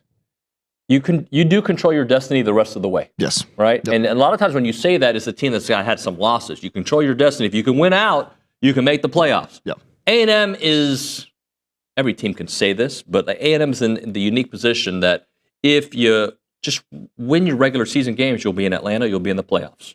Mm-hmm. And I say just win, but you got 2 ranked road games, which is going to be very difficult to win. You got to go to Missouri this weekend. I think you're going to win. Yeah. And you got to finish out with Texas. I think you're going to win. Yeah. But thinking you're going to win and winning are 2 different things, right? So hopefully the team that showed up to Baton Rouge, even the team that showed up in the first half, just don't make those mistakes. Yeah. Don't make those mistakes. Yep. Self-inflicting wounds. Any messages you want to get into? Yeah, so I want to go back to when you said Caden Green was struggling against, elite pass rushers. Yep. This guy, get his name real fast. The guy on the YouTube channel, YouTube chat, Big Time Ballers. Big Time Ballers. Yeah. They said that he looked at a mock draft, and Caden Green was a first-round draft pick, and there were Cassius Howell was nowhere to be found. Yeah, well, first off, I think that a lot of it, if you can Google Caden Green's numbers, like how tall, big, and like all that good stuff. 6'5", 324. Yeah, I think his measurables are incredible, right? But I'm just telling you what insiders told me, that he has struggled with elite pass rushers. Well, also, I looked at the website. He moved to left tackle 2 weeks before the season started. So maybe that has a little factor, not being familiar with that position. Yeah, why don't you Google that as we're talking about him? Because I think, Caden Green moving to left tackle to see if there was, I don't know, the injury situation at Missouri, if they felt like that was the best thing. But if this guy is supposed to be an elite offensive lineman, but has struggled against the elite, I'm using that word twice, pass rushers, is he really good at run blocking? I don't know. Yeah, well, it said that early in their season he sustained a right foot injury. Maybe that has something to do with it. I don't know, but yeah, he's struggled against some elite pass rushers that he's faced this year in the season. So it's gonna be interesting to see what he does against Cassius Howe, who's arguably the best defensive end in the country, I would say. So according to AI, Google AI, Caden Green struggles with inconsistent footwork and hand usage, particularly against counter moves, and becomes over-aggressive and loses balance in pass protection. He also sometimes hesitates when processing complex defenses and shows slow recovery skills when he is beaten. He missed games in late 2025 due to a foot injury, impacting his ability to consistently play through the season. All I know is a year ago, that meant he was going to have the best game of his life. Yeah.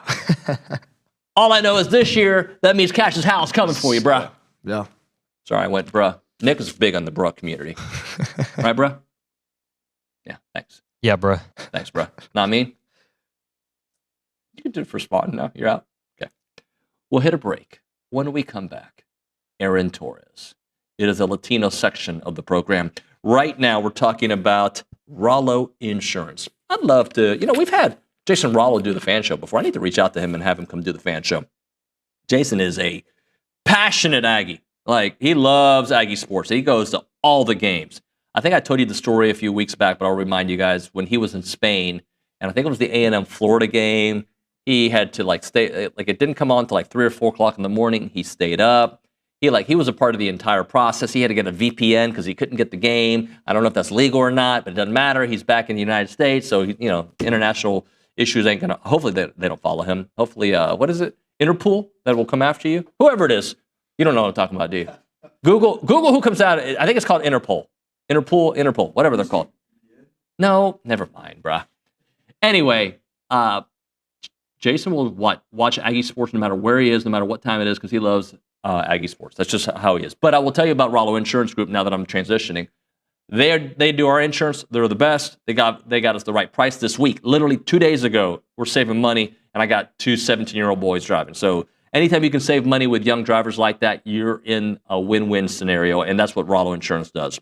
Call them up, 888-44-ROLLO. 888-44-ROLLO, or visit rolloinsurance.com/TexAgs. rolloinsurance.com/TexAgs.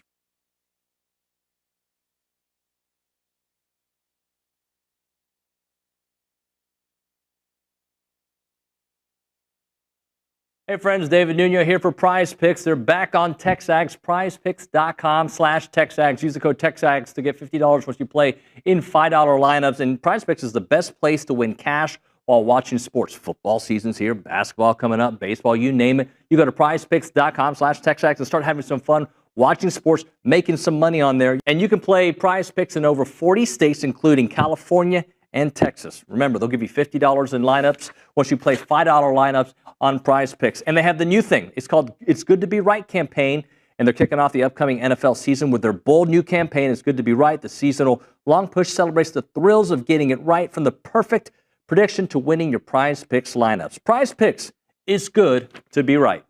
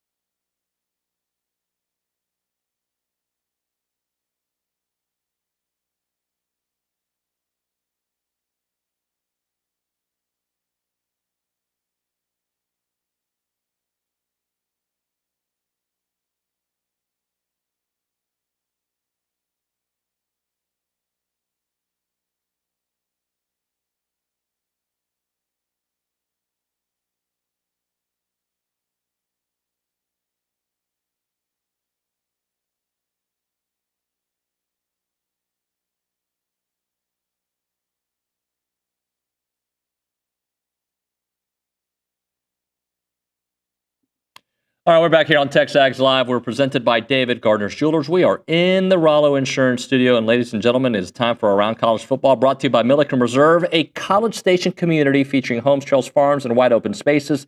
They have a mission to build a healthy community around nature. Take part in the Milliken Reserve community with a Conservancy membership. You can learn more at millikenreserve.com. With that, we go to the Bumpy's Catering and Bartending Hotline. AT, Aaron Torres. Aaron Torres online joining us.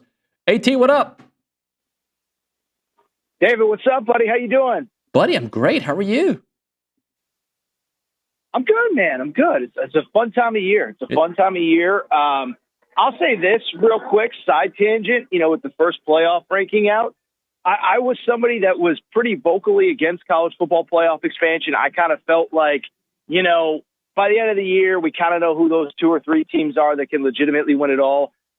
This has been, I think, in my opinion, the most enjoyable regular season that I can remember. I'm not a huge, pin everything on the ratings guy, but the ratings seem to reflect that, fans are enjoying it. And obviously, coming on with you, having A&M in the mix is always fun as well. So just want to get that off my chest. Sometimes we got to own our mistakes, and I don't make many of them. So I got to own that this has been a fun season so far. By the way, this is for me, if you're asking, Aaron, I think you are. This has been the most fun I've had for a football season in quite a while. I'm just saying, I don't know, maybe it's all the winning. 94, probably. Yeah. That probably doesn't hurt, right? I was a junior in high school. You were not even born. That's interesting. Wow. Anyway, hey. Of course I was born. 94. Expos. Oh, look at you. Who was it? Matt Williams, 40 home runs when the strike happened. Remember Matt Williams? I do remember Matt Williams, yeah. People talked about that. Yeah, I used to be a big baseball guy back in the day.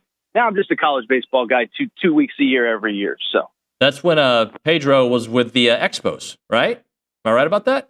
Sure. Who wasn't with the Expos that year? Moises Alou, John Wetland, I believe was the name. Is that ringing a bell? Is that that rings a bell. Does that stir the drink a little bit? Was John Andre Dawson couldn't have been. He was probably retired by then, but maybe Andre Dawson was still there. Who knows? Yeah. Gary Carter. I don't know. Larry Walker was there. Larry Walker. I think he's a Hall of Famer now. Hey, do you hear that?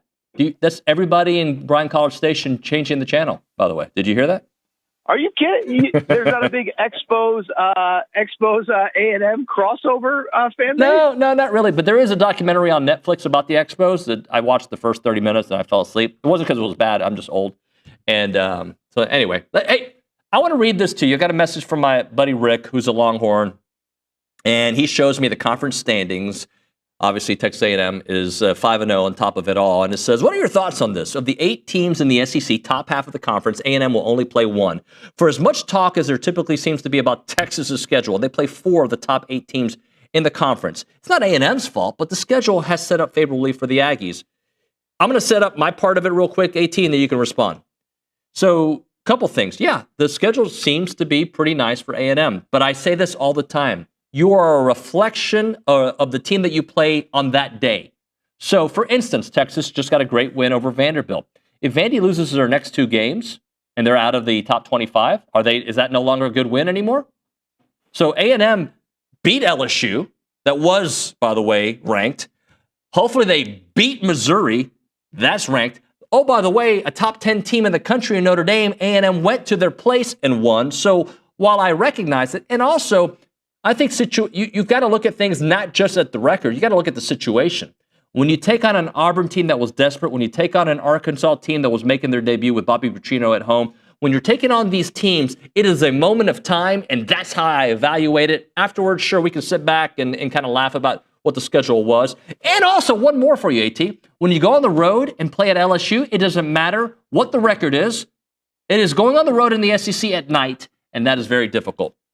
Now, please talk. Well, okay, no, it's interesting because, Feinbaum, who, he's great at what he does. I'm not a Feinbaum guy because I don't believe that I don't think he believes 80% of what he says. I always joke he's got a little dartboard at home and it's, hired or fired. And, he's got about 8 names. It's like Lincoln Riley. We should fire him this week. We should hire Lincoln Riley in Florida. It's like, and so like when he started with what would Indiana's record be against Alabama? I was the one that was like, well, wait a second, what would Texas A&M's record be against Alabama? Because Texas A&M hasn't really beaten anybody. So I bring that up to say that, well, they have beaten people. Their best win is out of conference. So I bring it up to say two things can be true, is that you are what your record says you are. I think A&M got some breaks, but I guess there's three things that are true in this case. I think as we go deeper into this college football playoff era, and I just mentioned how great this season has been, I do think it's going to be sort of unfulfilling, because I think we're just going to have these years with these huge conferences where there's just so much imbalance, David. I mean, you look at, I know this isn't the perfect example, but like the ACC has so many teams, and it's like there's so many good teams. And I'm using the word good in air quotes. I don't think that the top or the middle of the ACC is very good. But all those teams don't even play each other. And I mean, there's a world where there's 3-4 teams that all have one loss at the end of the year and they're going to tiebreak. And so, yes, I think even A&M fans, I don't want to speak for them, would say that, like, hey, Alabama's road has been tougher to this point. But I think two things in this case are accurate. One, it can only beat who they put on your schedule. And then two, to your point, we do have to sort of contextualize in the moment what's going on. We can sit here now and say Brian Kelly was not the right fit at LSU and all that.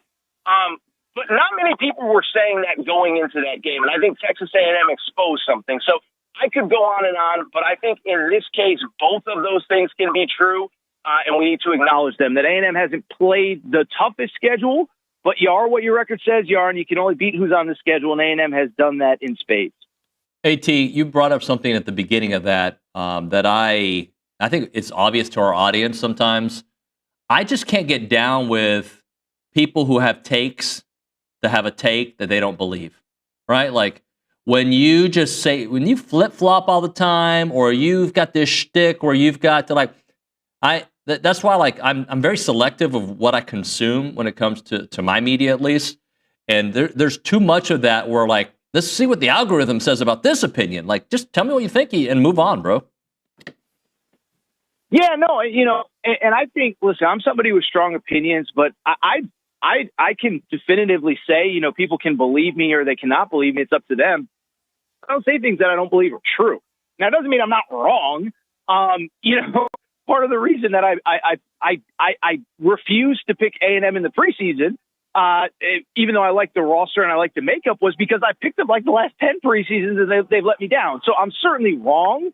But in the moment, I believe what I say. And I think, to the degree that I've created, credibility for myself, I think it's, hey, you might not agree with him, but he knows what he's talking about. He's got his facts right. He clearly is watching the games and, talking to the right people and all that. So I could go on and on, David, but, that's something I myself take pride in. And, oh, by the way, I don't come on here with a bunch of Houston Rockets takes or a bunch of Houston Astros takes, because I don't watch the Houston Astros. So, every once in a while when they bang on a trash can, I might have an opinion. But, the bullpen in the middle of June, we're not asking Torres about the bullpen in the middle of June, and it's for that exact reason. So I hope the audience, I can only speak for myself, but that is my personal opinion and my personal truth on how I go ahead and do my job.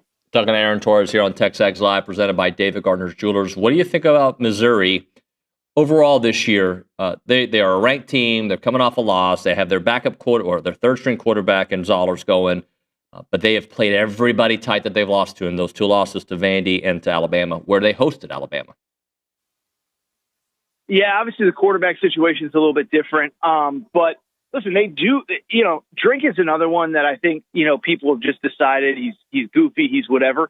But they do the things that you need to do to win. They run the football and they stop the run. And so, they have had success doing that throughout the year. And so I think that's a perfect example of almost what you're talking about, David, is listen, if A&M does what they need to do, they're going to be in that 12-team bracket. I don't know if they'll be the 1 seed, if they'll be the 5 seed, whatever. But I think, Missouri, with the 2 losses that they have, I think it's going to be easy to just dismiss that of, they beat this 9-3 Missouri team, whatever. It's no, Missouri's actually a really good team. And so I just bring it up because, to me, they're one that I would definitely put in that second tier of, listen, they're not, in my opinion, Alabama. Frankly, they're not, in my opinion, A&M, but they do the things that you need to win. And I actually give him credit with how he has built that team. You know, I don't know that Bo Perbula was kind of putting them over the top anyway, but it's still disappointing to kind of see that situation there. So I just bring it up to say I do think they're a good team. The one thing about A&M that we've talked about since week one is there's a consistency to their approach. And I think especially off of a bye, that won't be an issue.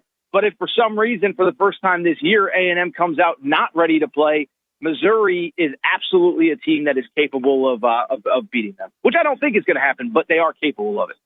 AT, enjoy your weekend. Enjoy college basketball. We love Buckyball, buddy. Oh, I wasn't able. I was at a couple games on Monday. I didn't get to watch yet, but I'm excited to tune in. I'll tell you that much. All right, brother. We'll talk to you soon. All right. Take care. Later. Goodbye. Kind of an anticlimactic end to the interview. It's like we both, our energy just both dipped. You know, maybe we need like some carbs or something. All right. Bye, AT. We'll talk to you later.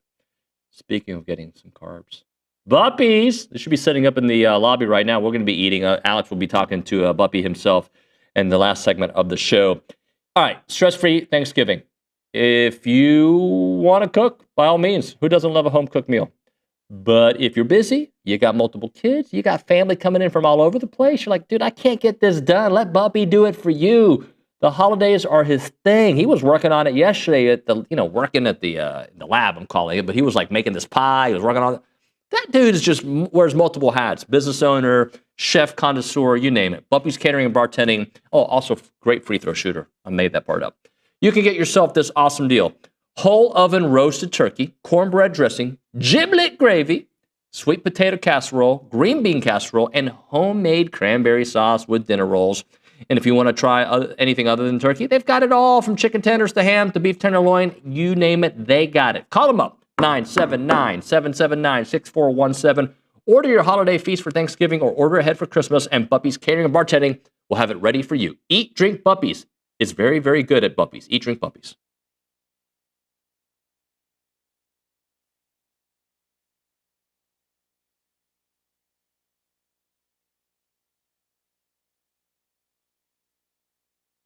I wish I had Olin here for it because he loves energy drinks. Catalyst Citrus Spark. This is one of the new flavors out there. Whether you're grinding through workouts, cramming for a test, or closing in on a deal or getting ready for TexAgs Live, you never know, right? Fast becoming the go-to fuel for Aggies everywhere. Zero sugar. I'm all in for that. Or synthetic sweeteners, no artificial colors or flavors. Catalyst delivers clean, high-performance energy with smooth, crisp taste that is never syrupy, designed for both health and hustle. You want to get going? You use this Catalyst right here. It's about pure energy and pure results. And what sets them apart? Packed with premium nootropics blended to boost focus, clarity, and mental stamina. I need this. I'm in, guys. I'm in. Plus, with plant-based caffeine, vitamin B12, B6, Catalyst supports metabolism and energy production, making it more than a drink. It's your lifestyle training partner. Built for competitors on the field, Catalyst fuels strength, focus, and pure results. Buy now at drinkcatalyst.com. That is drinkcatalyst.com. Train harder, think sharper, pure results. It's Catalyst.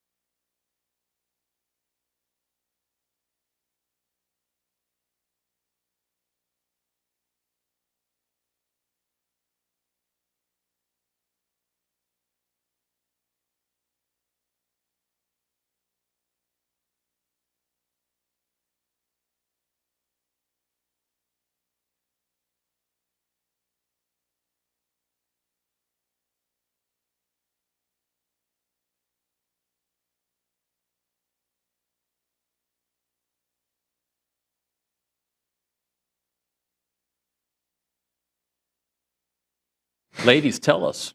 All right, it's 80s rap day here. Apparently, Riley is like, you know what? I'm going to go with the 1980s playlist, and I'm going to play all the rap songs that David was jamming to in 1988. That's exactly what she's doing. Hey, let's go to the Angry Elephant News and Social Center. Scoon! We got a message from John. He wanted me to read a 19-page article, and I did. Okay. Well, at least I skimmed through it. It wasn't 19-page. I'm just kidding. Matt Hayes, who we've had on the show before, had an article about Notre Dame. Read the question, and I'll try to answer it. All righty. He said, this article uncovers the elephant in the room with regard to College Football Plus selection committee's continual preferred treatment given to blue bloods, particularly Notre Dame. I'd like to hear David's thoughts after reading this piece.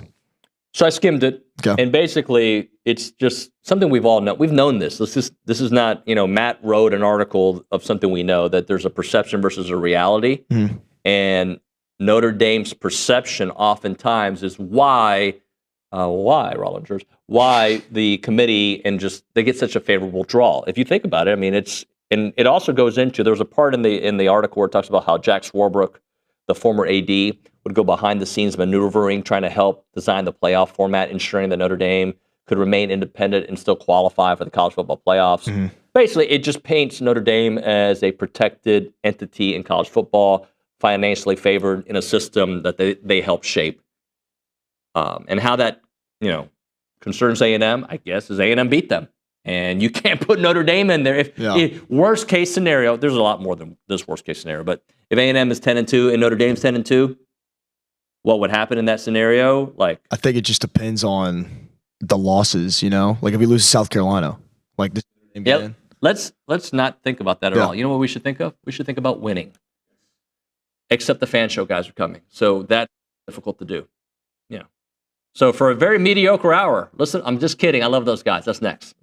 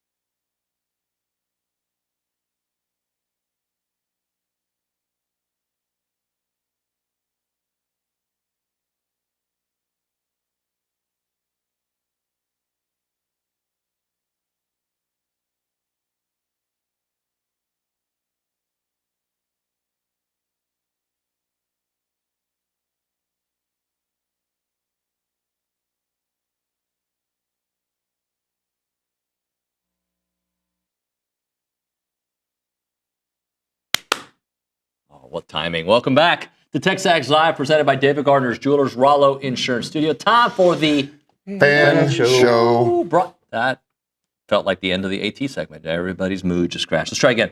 It's time for the Fan Show. Yeah, it's not going to happen today. Brought to you by PrizePicks. Go to prizepicks.com/TexAgs. Use the code TexAgs to get $50 once you play in $5 lineups.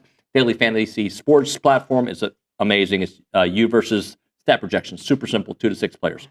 So let's start this show off. And first off, Matt Briding, I don't think I said hello to you first in a while. Buenos dias. Hola, ¿cómo estás? Yeah, muy He bien. doesn't know what any of that means. No, no Spanish. Hunter Sherlock, hello, sir.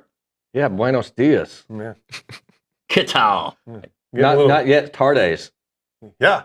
Okay. You have no idea. By the way, It's got to go slow. why do roofers call my phone every day? Am I on some list? I don't call you. I know you don't. Yeah, and you no. could. I'd be willing to listen. Oh, thanks, man. Yeah. But no, it's because Briding Roofing is my guy. Yeah, thank you.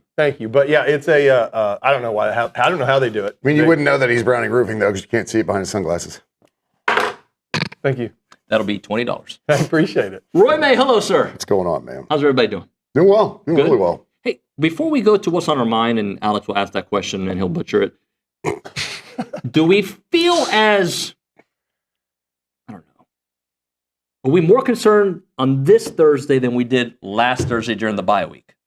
Has anything kind of crept up in people's minds, like a little more worried? Maybe Browning's had 7 days to figure out how to worry about it. Oh, come on. It happens to me too. Come on. Well, I mean, you just have extra time to analyze it. I mean, more so than you would. So I think it's just human nature to dig in a little bit deeper. But I think the more I dug, the more I'm confident about this weekend. I'll still say that. I mean, looking at this weekend, I said this, 3 weeks ago of this last stretch. Yep. I thought Missouri would be the toughest test of them all. I mean, more tougher than LSU and tougher than Texas. The Texas thing, I might kind of swap a little bit just because they finally look good. But still, I mean, I think the matchup is different than LSU. I think I was more confident going to LSU. Not saying that. I mean, we still beat them by 3 touchdowns. So, and I'm not saying that we're going to lose this game by any stretch. But I mean, I'm a little more concerned about this one than I was LSU. But that's about as far as I'll go. Today, I'm more concerned. If you would ask me Thursday before the LSU game, we're going to Tiger Stadium at night. I mean, I was real concerned about it. Yeah. So I don't have the level of concern for this game. It's not like it's a daunting environment we're walking into at 2:30. No, but I am They done play with the tough disrespect of Missouri and Columbia, man. I've been there. It's so have I. they're fine. Lamest trip I've been. They're fine. I'm saying they're like it's not Tiger Stadium at night. It's 2:30 kickoff, which Agreed, I love but on the road. They support their team and they can be loud, and I love that. That's a great little college town. I will say, of all the people I know that have been there, Hunter is the only one who's complimented it. So Okay, I went in 21. Yeah. And I thought it was a high school stadium. Mhm. But they were bad. And they're really good right now. It might be a 61,000, by the way, I looked it up, 61,000, like cozy, like when there's pot and it's sold out. It might be a daunting place in that environment. Just when I went in 21, Missouri was a train wreck. It feels like Missouri football kind of feels like A&M basketball to an extent. Like if they're not winning, they don't show up. Like it's kind of like that Big 12 vibe to it. Yeah. Like if they don't win, it does feel like a high school stadium because they just don't show up. Well, I will say the worst part about Missouri Stadium is the television camera views. So have you ever noticed their camera view looks completely different than everybody else? it's like a helicopter It's view. so much lower. No, it's it's lower. lower. It's like they're on, like their camera's coming out of like the first deck. So it's super low and it's all zoomed in. It's a different view. Watch. You'll see. Well, everyone watching. So let's go to the Angry Elephant News and Social Center and let Alex start the show off, if you will. I learned this about Alex. He's gone viral on Twitter before. Wow. Hello, Alex. Yeah, I was going to say what I learned about Alex was that he absolutely knows zero Spanish. Yeah, this is true. That's very true. And this I know about Alex. He goes to bed at 1 a.m. and wakes up at 4 a.m. Yeah, that'll change when you get older. Damn, dude. It's insane. That doesn't last forever, I promise you. Yep. I'm gonna start off with Hunter. I haven't done this before, so Hunter, what's on your mind? All right. So college football playoff rankings, came out Tuesday night. And I, just like all fans, I absorb it. I watch it. I love it. But if it was up to me, if I was the commissioner of college football, me or Josh Pate, right? I'd vote for you. December 7th, the day after the championship games, that's when I would come out with my rankings. And you don't get teased all the way before. Now, I like it because we all get to see it and follow it and who has a shot. It's like preseason rankings, right? Right. But here's, when I'm in trial, the judge doesn't stop me halfway through and say, hey, Shurtleff, your plaintiff's a little bit behind right now. I got the defendant a couple points ahead of you. I mean, you still got a shot here. But he needs to do this, this, and this. See, that's the court TV I need. You play it out, you get the result, and you move on. And so that's just why, because it creates exactly what we're talking about. It's fun to talk about, but it just doesn't matter right now. It doesn't, but I will say I think it's one of the best things that ever happened. I loved it, every second of it. And here's why. We get ranked third. No, I wasn't surprised or shocked or even angry about it. Like, we still control our own destiny. But for him, for the commissioner of that thing to come on and go, we said that Ohio State, Indiana were better because they have a better defense than A&M. Those guys across the street heard that. Oh, yeah. And that defense, we cannot say that they are not just a bunch of, they call themselves the dog. They are a bunch of dogs. They are tough-minded, they're chip on the shoulder type of players. And to throw that at them at the back half of the season, thank you. By the way, guys, sometimes bulletin board material is kind of fake, right? Like, it's like there's got to be a context to what people are saying. And in that respect, I think they were just saying, well, we think these two defenses are better. Not that they're bad. But if I'm a defensive player at A&M, I'm reading that as, you think we suck? They said y'all were terrible, and that And then what Jalen Catalan said about Marcel, if you listen to the full bite, he's actually not being mean, but Marcel Reed, I'm reading you don't think I can beat you with my arm. You think I have to be just a quarterback. Okay. Yeah. So whatever they take from it, I like it. Whatever we can manufacture if we have to, I don't care. These second half collapses that everyone seems to think but I mean, let's just keep focused. Drill in again, anchor down, whatever. Right. And it does make for fun conversation, right? Because my problem with the committee, and they've done this since they started, right? There's helmet bias in that room, and there's no doubt about it. We were we suffered from it in 2020. Yeah. Right? Because there was helmet bias in that room. And it wasn't Notre Dame, it was the Ohio State pick when they played 6 games or 5 games or whatever, and we got shoved out. And I think that happened this week, right? And they slough it off on this defensive performance deal. They have analytics. Who you play matters, right? And they can't help it either, just like we can't help it. David was just talking about who we played in the SEC and what they're doing this year, right? Some of the lower half teams. But who you play matters. And look at their Big Ten schedules. They're not playing, great caliber teams. And so while the committee's supposed to be looking at analytics, what happens is that they can, for different situations, they can justify it however they want to. And that's what's frustrating. But I absolutely love it. Yeah. I do. Yeah. I enjoy watching it. I love that we're 12 teams now. I'm actually okay if they go to 16 because you drop the Notre Dame game, or if you're Texas, you lose to Ohio State. Your season's not over, right? You have an opportunity to play your season out and still get into playoffs. Before we continue, I want to bring this up because Gig'em added yesterday on the TexAgs premium board, put this out there.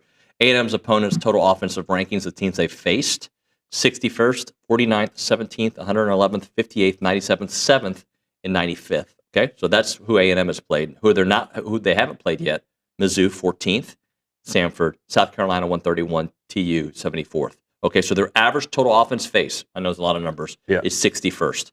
Let's just tell you what Ohio State's is average. 82nd. Interesting. Okay, let's go to Indiana. 74th. Yeah. So what you're saying is A&M has taken on better offenses and will continue to take on better offenses. Well, the Big Ten is just kind of crap this year. I mean, the helmet bias really just lies with the Ohio State. I mean, there's no helmet bias for Indiana, that's for sure. Yeah. But us being ranked second or third, you flip-flop us with Indiana. But I mean, if you really look out at all the metrics, and y'all put it up on the screen, I think in the first segment, it's just because Nick put together that graphic. It's just the only thing that we're lacking in is wins against top 25. Yeah, I have no problem with the defending national champion continue to be undefeated and still being number one. I think you've earned that. That's a great thing. You're a defending national champ, and you're undefeated this season, I'm all right, good with that, right? I have no problems with the rankings themselves. Actually, I don't either. I think Indiana's a second-year team. Like they did it last year, they're doing it again. I got no problem. Same thing we're doing, yeah. And they have an impressive win on their resume. So certainly. I'm completely fine with where they're in. I just loved that he goes, their defense wasn't as good as these other two. And there's a lot of metrics to look at, but the top 20 wins over top 25 teams is a constant moving target that shouldn't be weighted so heavily, right? At the time we played Auburn earlier in the year, they were still a good team. They were. Right? I think they were ranked when we played them. I don't think they were ranked when you played them. That's the strength of record thing. Just dropped out. Yeah. So, but let's take LSU. They were ranked 20th. If you don't beat that team, they're ranked and they're moving up. Mm-hmm. If you don't beat Missouri this weekend, they're ranked. But likely, if A&M beats Missouri, they're going to drop out of the rankings. And also, these teams were desperate when you played them. And there's a different kind of game plan when you play those teams. Yeah, agreed. Roy, what's on your mind? I'm actually going to go a little bit different direction here. Volleyball? Well, just kind of what a fun past 7 days it's been. And we haven't had football, right? Yeah. One, we just got to stress-free watch college football on Saturday, which is always enjoyable, right? You went hunting, didn't you? Sure. Yeah. So beautiful weather, all that. But then, you start off Friday night playing the Sips in volleyball. Hadn't dropped a match all year. Jamie Morrison takes him 5 sets and wins. Then has to turn around and go on the road to Knoxville for a Sunday match, which, I don't know who the hell's scheduling around here. But go on the road, another top 20 matchup with the Vols. They beat them. Men's basketball, buckyball gets to, debut. Joni Taylor, first game of the season. They did what they're supposed to do to a team like the Islanders, right? But we've seen in years past them struggle to do that. So just kind of everything, you just look all the way across. We talked about this all the way across the athletic department. Jamie Morrison was talking about it. I don't know if it was an interview with you earlier this week, or I don't know if it was, I can't remember what it was, but just talking about how Mike Elko and how they sit in the meetings, when there's free time, all the coaches talk, and he said he's kind of new to college sports, but he's just never seen kind of the unity across an entire athletic department like he sees here with the other coaches coming to support, at the matches and the games. And so it's just, and we're undefeated and we're third in the country. The weather's beautiful. Got Buffy's catering in the lobby. I mean, it's what a great time to be in Aggie land right now. just great time to be an Aggie, and just kind of embrace it all. And I understand that there's always going to be people that are going, but I mean, right now, you're just going to kind of embrace it, man. Just love being an Aggie. If you can't enjoy this, then you're never going to enjoy it. You're never going to enjoy anything, man. And Saturday, look forward to it. A 2:30 kick. I'm a massive fan of that time slot when you're on the road. I hate the early and I hate the night, right? So 2:30 is that perfect sweet spot. And I think we've kind of earned it, quite frankly. And turning around and having to play South Carolina at 11 a.m., I love that because they're on the road at 11 a.m., right? So we've earned making them have to play early. And they've played so poorly that we're not going to get a prime slot playing the Roosters.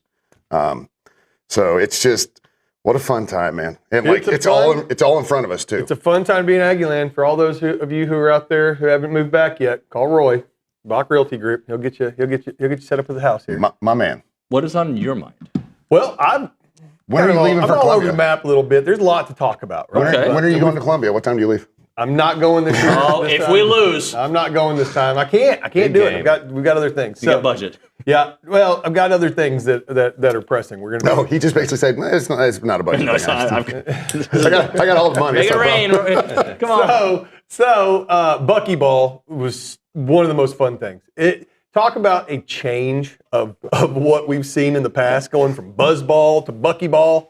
I mean, completely different, a whole brand new roster, learning these guys and learning the new things. And, the Spaniard could shoot. My gosh. Ruben Dominguez. What? Ringo Dominguez.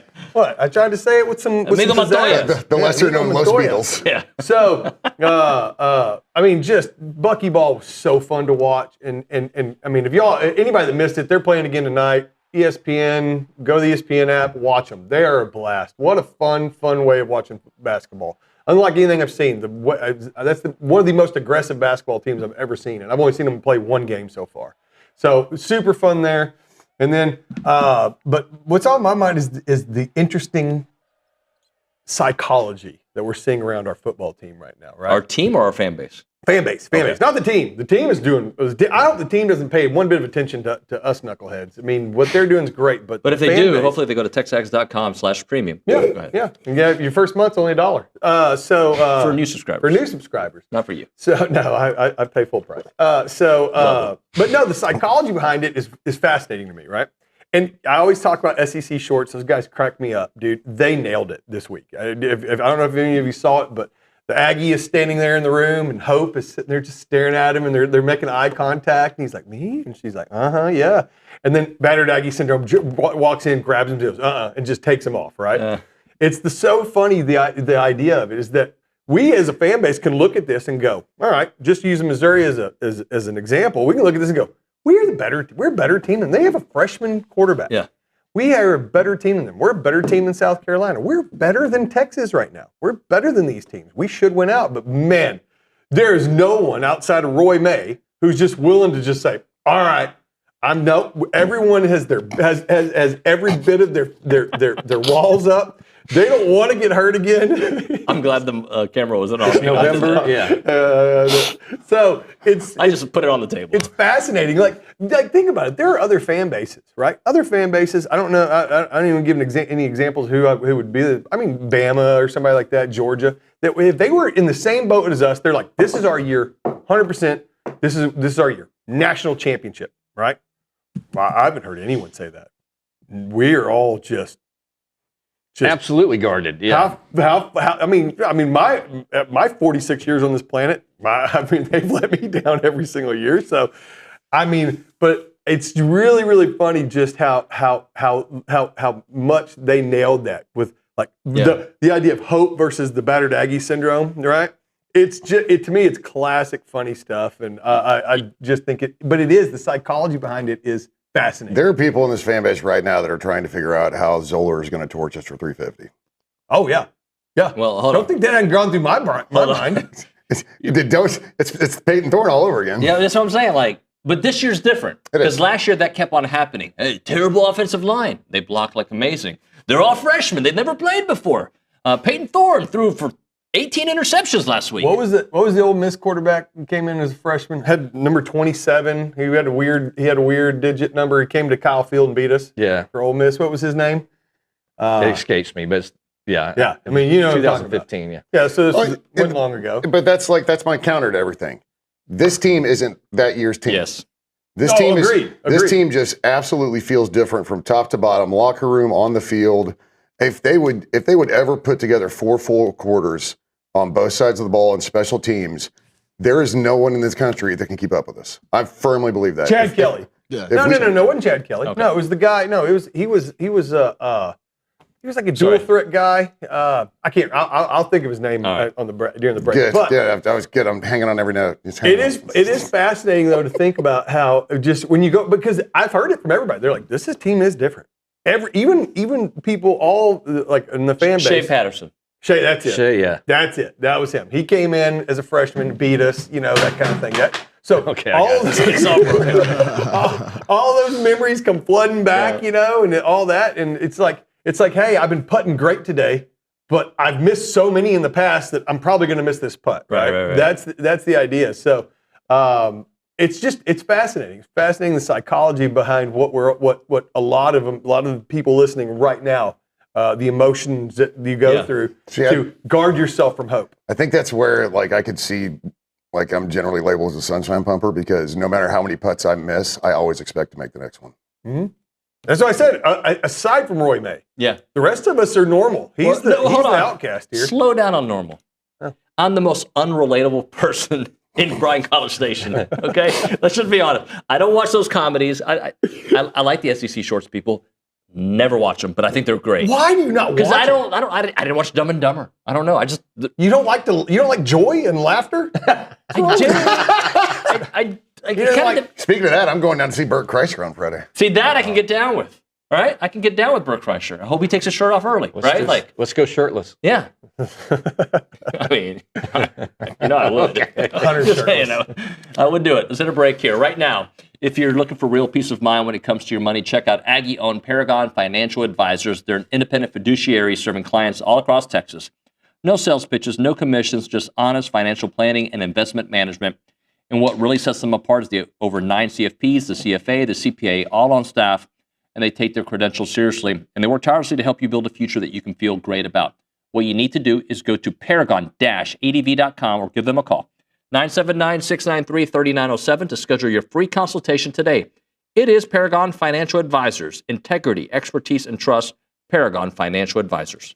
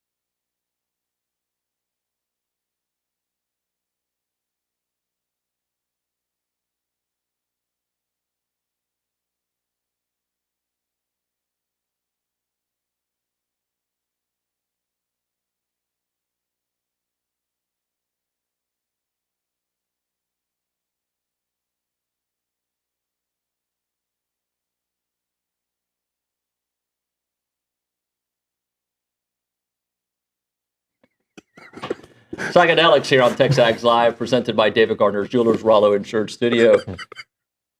Matt Browning enjoying a laugh here on the Fan Show, brought to you by Prize Picks. Fair stuff makes me laugh so. I keep telling folks the best show is during the break. Oh, I wish they could just put a camera on us and hear some of the nonsense that goes on off air. Oh my gosh, we would not be allowed back. Oh no, well that may happen anyway. Hey, speaking of, just real quick before we go on, just kind of referring to what we were talking about off air, because we won't see each other again until next Thursday. Wish everybody an early happy Veterans Day. Thank you guys for all your service. Thank you very much. Yes, Thank you. Absolutely. All right. So, what is an elite? Hunter, you start us off. An elite college football team these days, right? Like, does it look and feel the same? The reason I bring it up is Elko's like the days of 12-0 are probably over. Like, it's not those kind of dynasty-like level teams that we had with Georgia for a little bit and Alabama for sure. No, but I still think even with the changes in college football, there's blue bloods that are blue bloods. And look at the top of the rankings. It's Ohio State and Alabama still up there, right? So, and I get it. And Ohio State, we're talking about rankings. I'm fine with them. They look like the best team. So I'm fine with it. And Notre Dame. Yeah, another one. Notre Dame. So Oregon has been somewhat. In the last. It's different because certainly there's more parity because you see these other teams that we normally don't talk about are up there, but. I still think, a big part of it is explosive offenses, though. I think that's what can set you apart in today's college football. And I think I will say that because Elko actually said this the other day, talking about how, you look at this, and the old days, you think about it, right? Tom Landry was the Cowboys coach for 30 years, right? And he had good years and bad years. He won Super Bowls and was a legend, but he also had bad years, but they stuck with him. Nowadays, you don't win right out of the gate, you're done. You're out. You're out. Or you have one or two down seasons, you're done. Out. Brian Kelly. By the way, does Brian Kelly get dinged more because we don't like him? I'm not saying we. 100%. Absolutely. Because he's so unlikable. He was a likable guy. I guarantee. He took him to they went to a playoff. They went to the playoffs. They went to the SEC championship game in year one. They win 9 games a year roughly. Had a Heisman Trophy winner. He had. You know what he is or what he was? He's Mark Richt, but Mark Richt was likable, so he stayed at Georgia for like 12, 15 years. Yeah. He was so unlikable, and I promise you and the fan base couldn't stand him. They loved Ed O, and Ed O had bad seasons too. And also, I think history is what hurt him because every other coach, even Ed O, won a national championship the last 20 years, right? College football's completely changed from then. Mm-hmm. Yeah, and somebody posted the other day, if you looked at Bear Bryant's records and Vince Dooley at Georgia, they had these periods where they were average, right? And the fan bases may not have had the patience. Yeah, my thought is, let's say one of these one-off teams, like you said, the non-traditional blue bloods. I think we are by name, but not really by what we've accomplished. But you look at the top 10 right now. You got Indiana, A&M, Tech. You got these teams that aren't what we would consider to be traditional blue bloods, and you go and one of those teams wins it all, and I don't know, 2 years from now, they're down again. Is that coach on the hot seat after he just won one of these teams? I think it's I was talking with my buddy about this earlier this week. It's the entire model of college football has changed, right? Because of NIL and the portal. It just has. And, you had these guys like Saban, and even I'll put Richt in there because it was sustained success. You had built a program and you'd built such a culture that you had kids coming in that were 5 stars that were willing to sit and wait and play on special teams and wait their turn. But now you have such a fluid world with NIL. These kids, they know they're good and they know they could be starting somewhere. And if they can just start and expose themselves, then they can be draft worthy no matter what school they're at. So there's a different mentality behind the athlete now as well, not just behind coaching, but I believe I'm 100% behind you on the coaching thing. Yeah. Because also in the mid tiers, not the blue bloods, but the mid tiers, if you rise up, who's to say one of the blue bloods isn't going to come take your coach? Yeah. Hey, let me just kind of tell you, if Mark Richt, Nebraska extended rule, are you kidding me? Yeah. If Mark Richt was the A&M coach, there would be a statue, all right? 8 wins his first year, 13, 11, 10, 10, 9, 11, 10, 8, 6, 10, 12, 8, 10, 9, 9, 10, 7. That's through Miami, by the way. That's pretty freaking good. Dude, that's And Georgia stuck by him. And what's funny is, I think Georgia got rid of him about the time the landscape started to change, and people were like, Well, 10 wins a year just isn't good enough. And We they want made the to- right choice, by the way. Sometimes They you did. make that choice. No, they Kirby's did. been He had. there was somebody before Kirby, right? Or am I? No, it was Kirby. Yeah, he had every opportunity to get over the hump, and he didn't. They gave him every opportunity. They were as patient as they could be. Well, and just from an A&M perspective, I mean, RC had great seasons and had some down seasons and great seasons and down seasons, and it's the ebb and flow of college football, right?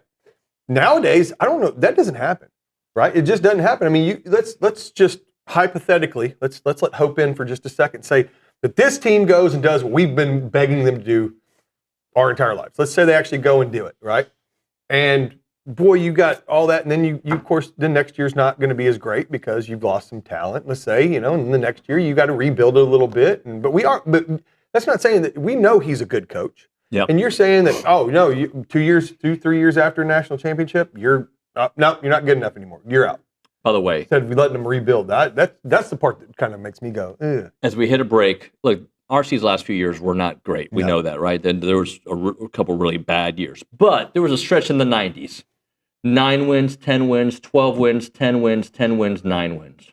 Mm-hmm. With how many conference championships in there? I mean, 3 or 4, yeah.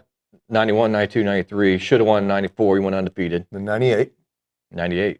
Yeah. So 4. Just Yeah, saying. 4. Sometimes we forget about what that man did for us. All right. Hit a break. We'll come back. We'll play the Prize Picks game, which I'm sure I lost every one. Oh, yeah. I'm convinced. I remember You're having a terrible bad week. We'll talk about that. If your organization or business is looking for an opportunity to engage with Aggies, you need to check out the Association of Former Students that brings Aggies of all ages together during their marquee events held throughout the year. We're talking about all Aggie Hullabaloo, The Gathering, and Aggie Ring Day. And there are many sponsorship and vendor opportunities to get your brand in front of those attendees. And these events offer a wide variety of both digital and in-person options to promote your brand. There are also advertising opportunities in both the Texas Aggie Magazine and the Aggie News newsletter, which are seen by over 230,000 people. So if your business is ready to engage with Aggies, check out a partner with the organization that's been supporting the Aggie Network for over 140 years. For more information on options available through the association, please email sponsorships@aggienetwork.com. It is the Association of Former Students.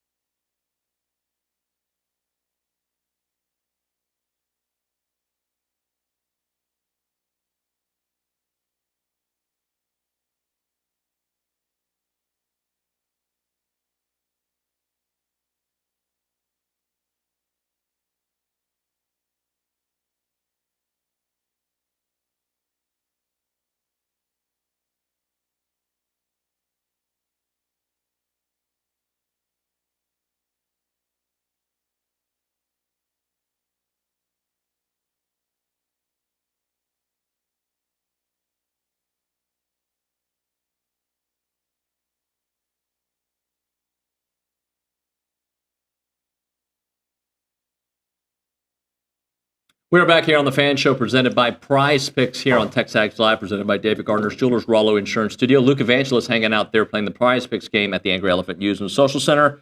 What can you tell us about Prize Picks, Luke? It's incredible, and it's you the were best saying you place. paid some money, right?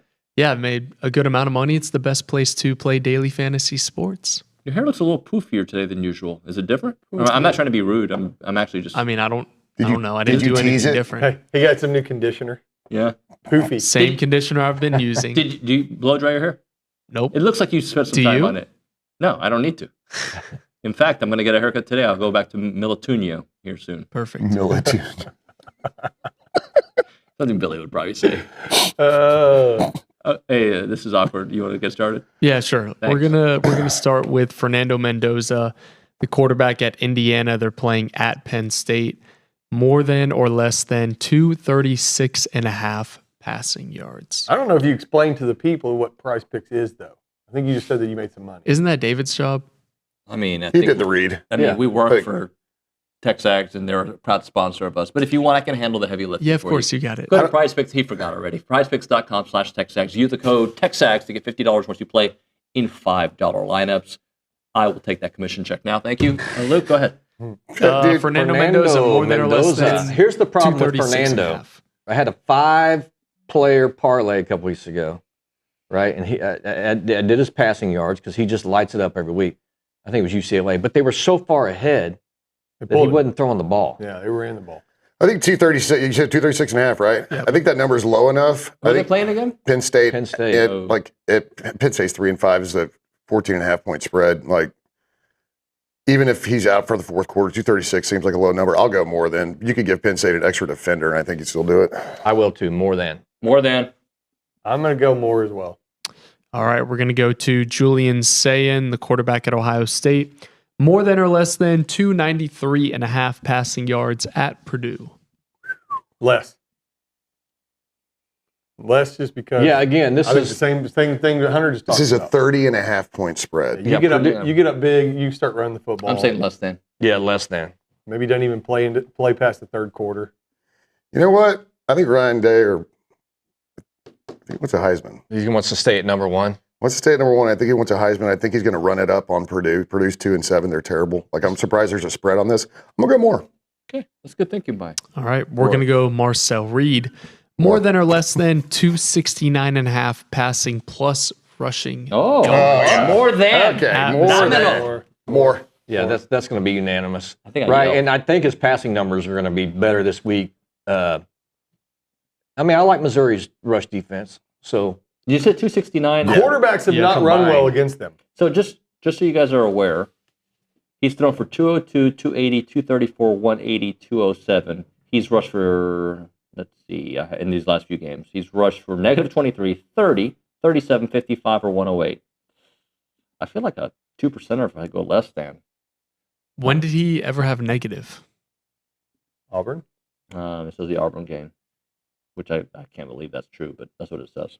Well, he was sacked 4 times, but Yeah, that's probably what it is. But I mean, and Missouri does not give up a lot of quarterback rushing stats. Right, and against LSU for the first time, I mean, they kind of emphasized the Marcel run game. Mm-hmm. Some was planned, and some was just Marcel being. He there. looks healthy too. That was- and he's moving. He was fun to watch. I'm the more. LSU game, wasn't he? More is easy. That's an easy one. More across the board. all right. Gunnar Stockton, more than or less than 240.5 passing yards at Mississippi State. What was the number again? Sorry. 240. 240.5. I'm going less than. I like Gunnar Stockton. I think they're going to hurt Mississippi State on the ground. I'm going less than as well. I'm going more. Yeah, I'll go less. And for our tiebreaker conversation earlier, right, in the SEC. You talking about the one that confused everybody? Yeah. Look, Bama's Bama, so just forget about that one.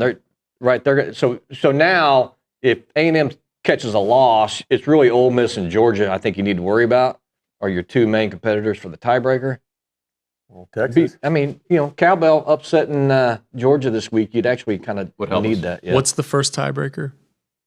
Head-to-head? Head-to-head. So but A&M doesn't play any. Right, so that's not going to do it. So now it's going to be record against common opponents and then hell, I don't know where it goes. It's so confusing. There's so many. after that. I literally, he was talking, and it was great information. I started thinking I completely zoned out when he got like past the second tiebreaker. I was just like, I was doing math problems in my head to stay awake. It was just like, it's too much. Sorry. It's a lot less clean because like in basketball, everybody plays everybody at least once, whereas now it's like how far down the order of finish do you have to get for a common opponent between A&M, Ole Miss, and Georgia? Like it's going to be pretty far down there. Yeah.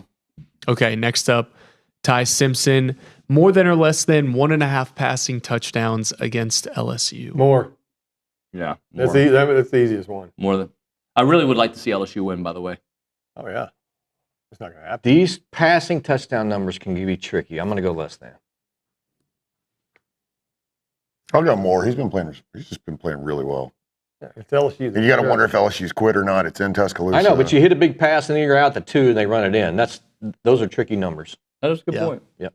All right. Speaking of Moore, DeCorian Moore, the wide receiver from Oregon, more than or less than 40 receiving yards at Iowa. Iowa's been playing teams close now. Iowa's ranked. Iowa's going to beat Oregon, by the way. That's one pass. But I'll go more than. I'm saying more. More than. More. KC Concepcion, more Love than. him. Just wanted to make sure I said that out loud. I'm glad the world knows about your feelings towards KC. I sat right next to KC the other night at Buckyball. Good kid, isn't he? Yeah. Really good kid. Yeah, he was at the women's game as well. More than or less than 50.5 receiving yards. They're playing at Missouri, by the way. Oh, I didn't know that. Thank you. Are they? Thanks, man. More. Who's he play for again? 50. Who he play for? NC State. What'd you say? You remember that segment, like who he play for? No. I'm pretty sure like Shaq and Chuck did it. Oh, that sounds right. On NBA on TNT because he doesn't know who anybody plays for. Sounds like must-watch TV, Who quite he played frankly. More than. Okay. I mean, I'm going more than. I mean, KC's our best receiver. I know Craver's got the numbers and getting the love on the Blitnikoff or whatever. He's the best. He's the best one out there. Yeah, I'll go more. I think we're going to lean more There's on no passing attack separation this week, by the way. We're all picking the same thing. Yeah. Finally, Ahmad Hardy, the running back from Missouri, more than or less than 89.5 rushing yards. Less. Okay. If you look at his numbers since South Carolina, he's only had one over 90. It was the last game. It was last game. Yeah. Yeah. I might go more just because I think that's their only offense. I agree. And one explosive is going to help him. I'm going to go more than. Less. All right, that's all I got. By the way, guys, I'm just going to ask this question out loud. Luke, you can chime in on this. Is Mario Craver going to get to 1,000 yards this year? Okay. They've got, 4 games left.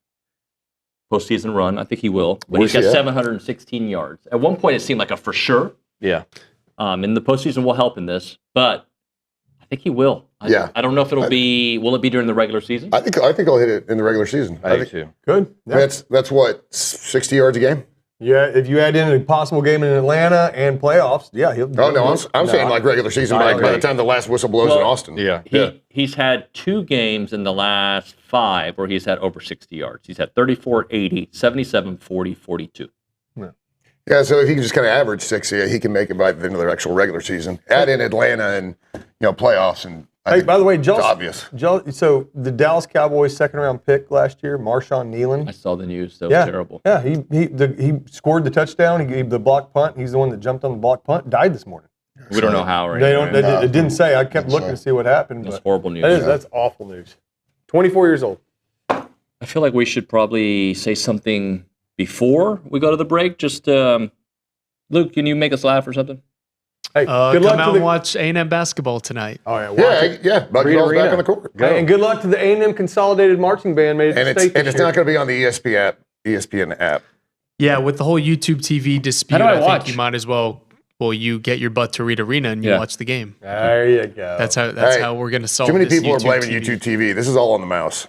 I agree with that. Yeah, I agree with that. Yeah. They're forcing them to get the app or pay for the service. And their app is garbage. It's garbage. So you know what they forced me to do? Go to Fubo. You like it? Yep. But I've been told Hulu Live is the way to go. What do you think? Doesn't matter. Probably 6-1, half dozen the other. Buppy's Catering. We're going to talk to Buppy here in a few minutes. But if you are ready to right now plan your Thanksgiving dinner for your family, you've got 18 relatives coming that you don't want to spend any time with, but they have to come over because they're on your wife's side of the family. What you can do is have Buppy do the catering for you, do all the cooking for you, whole rusted oven turkey, cornbread dressing, giblet gravy, sweet potato casserole, green bean casserole, and homemade cranberry sauce with dinner rolls. They have other things beyond turkey as well. They have chicken tenders, ham, beef tenderloin, you name it. Call them up, 979-779-6417. You can order your holiday feast for Thanksgiving or order ahead for Christmas. Eat, drink, Buppies.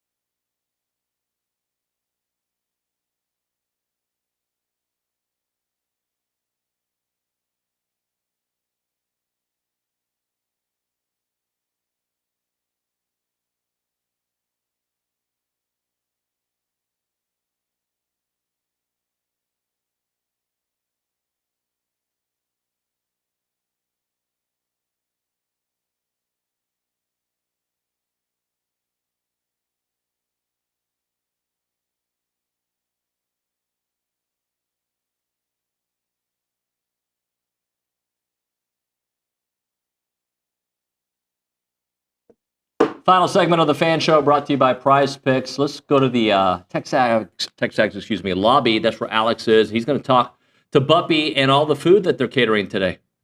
Yeah, we got some Thanksgiving festivities out in the lobby right now. We got some turkey, green bean casserole, some cornbread dressing, some rolls, sweet potato casserole. And then over here to the left, we got these world famous. Can you hear me? Okay. All right, Mr. Buppy. We got a huge game this weekend in Columbia. Aggies are 8-0, looking to become 9-0. What are your thoughts? You know, it's one of those seasons to where you just don't want it to come to an end. I mean, it's very special. I've been watching Aggie football for almost 50 years, and it's just a special season. Yeah, sure. You told me last weekend you wanted to get a slogan. I want to hear that. There's one thing I'd like everybody to remember. Coach Elko, Buppy's Catering and Bartending, is a world champion. It's a championship combination. That's a great one. You heard it live from Mr. Buppy. We're back to you, David, in the studio. Thank you, Alex. So what he ended there, I know you guys didn't have your headphones, but Buppies and Mike Elko are a world championship combination. That's right. You got the preview of that Thanksgiving dinner out there, too. Wow. Yeah, I'm going to sample that here in a few minutes. All right, guys. Last 4 minutes of the program. Let's just kind of sum up where our emotions are, where A&M is today, where they're going to be on Monday, and hopefully where they're going to be at the end of the 12 regular season games. Start us off. Where we are right now is we are as high as we've been in as far back as I can remember, back to the 90s. This is the season that feels different. This is the team that feels different, and I hope that we still feel that same way come Monday, and I think we will.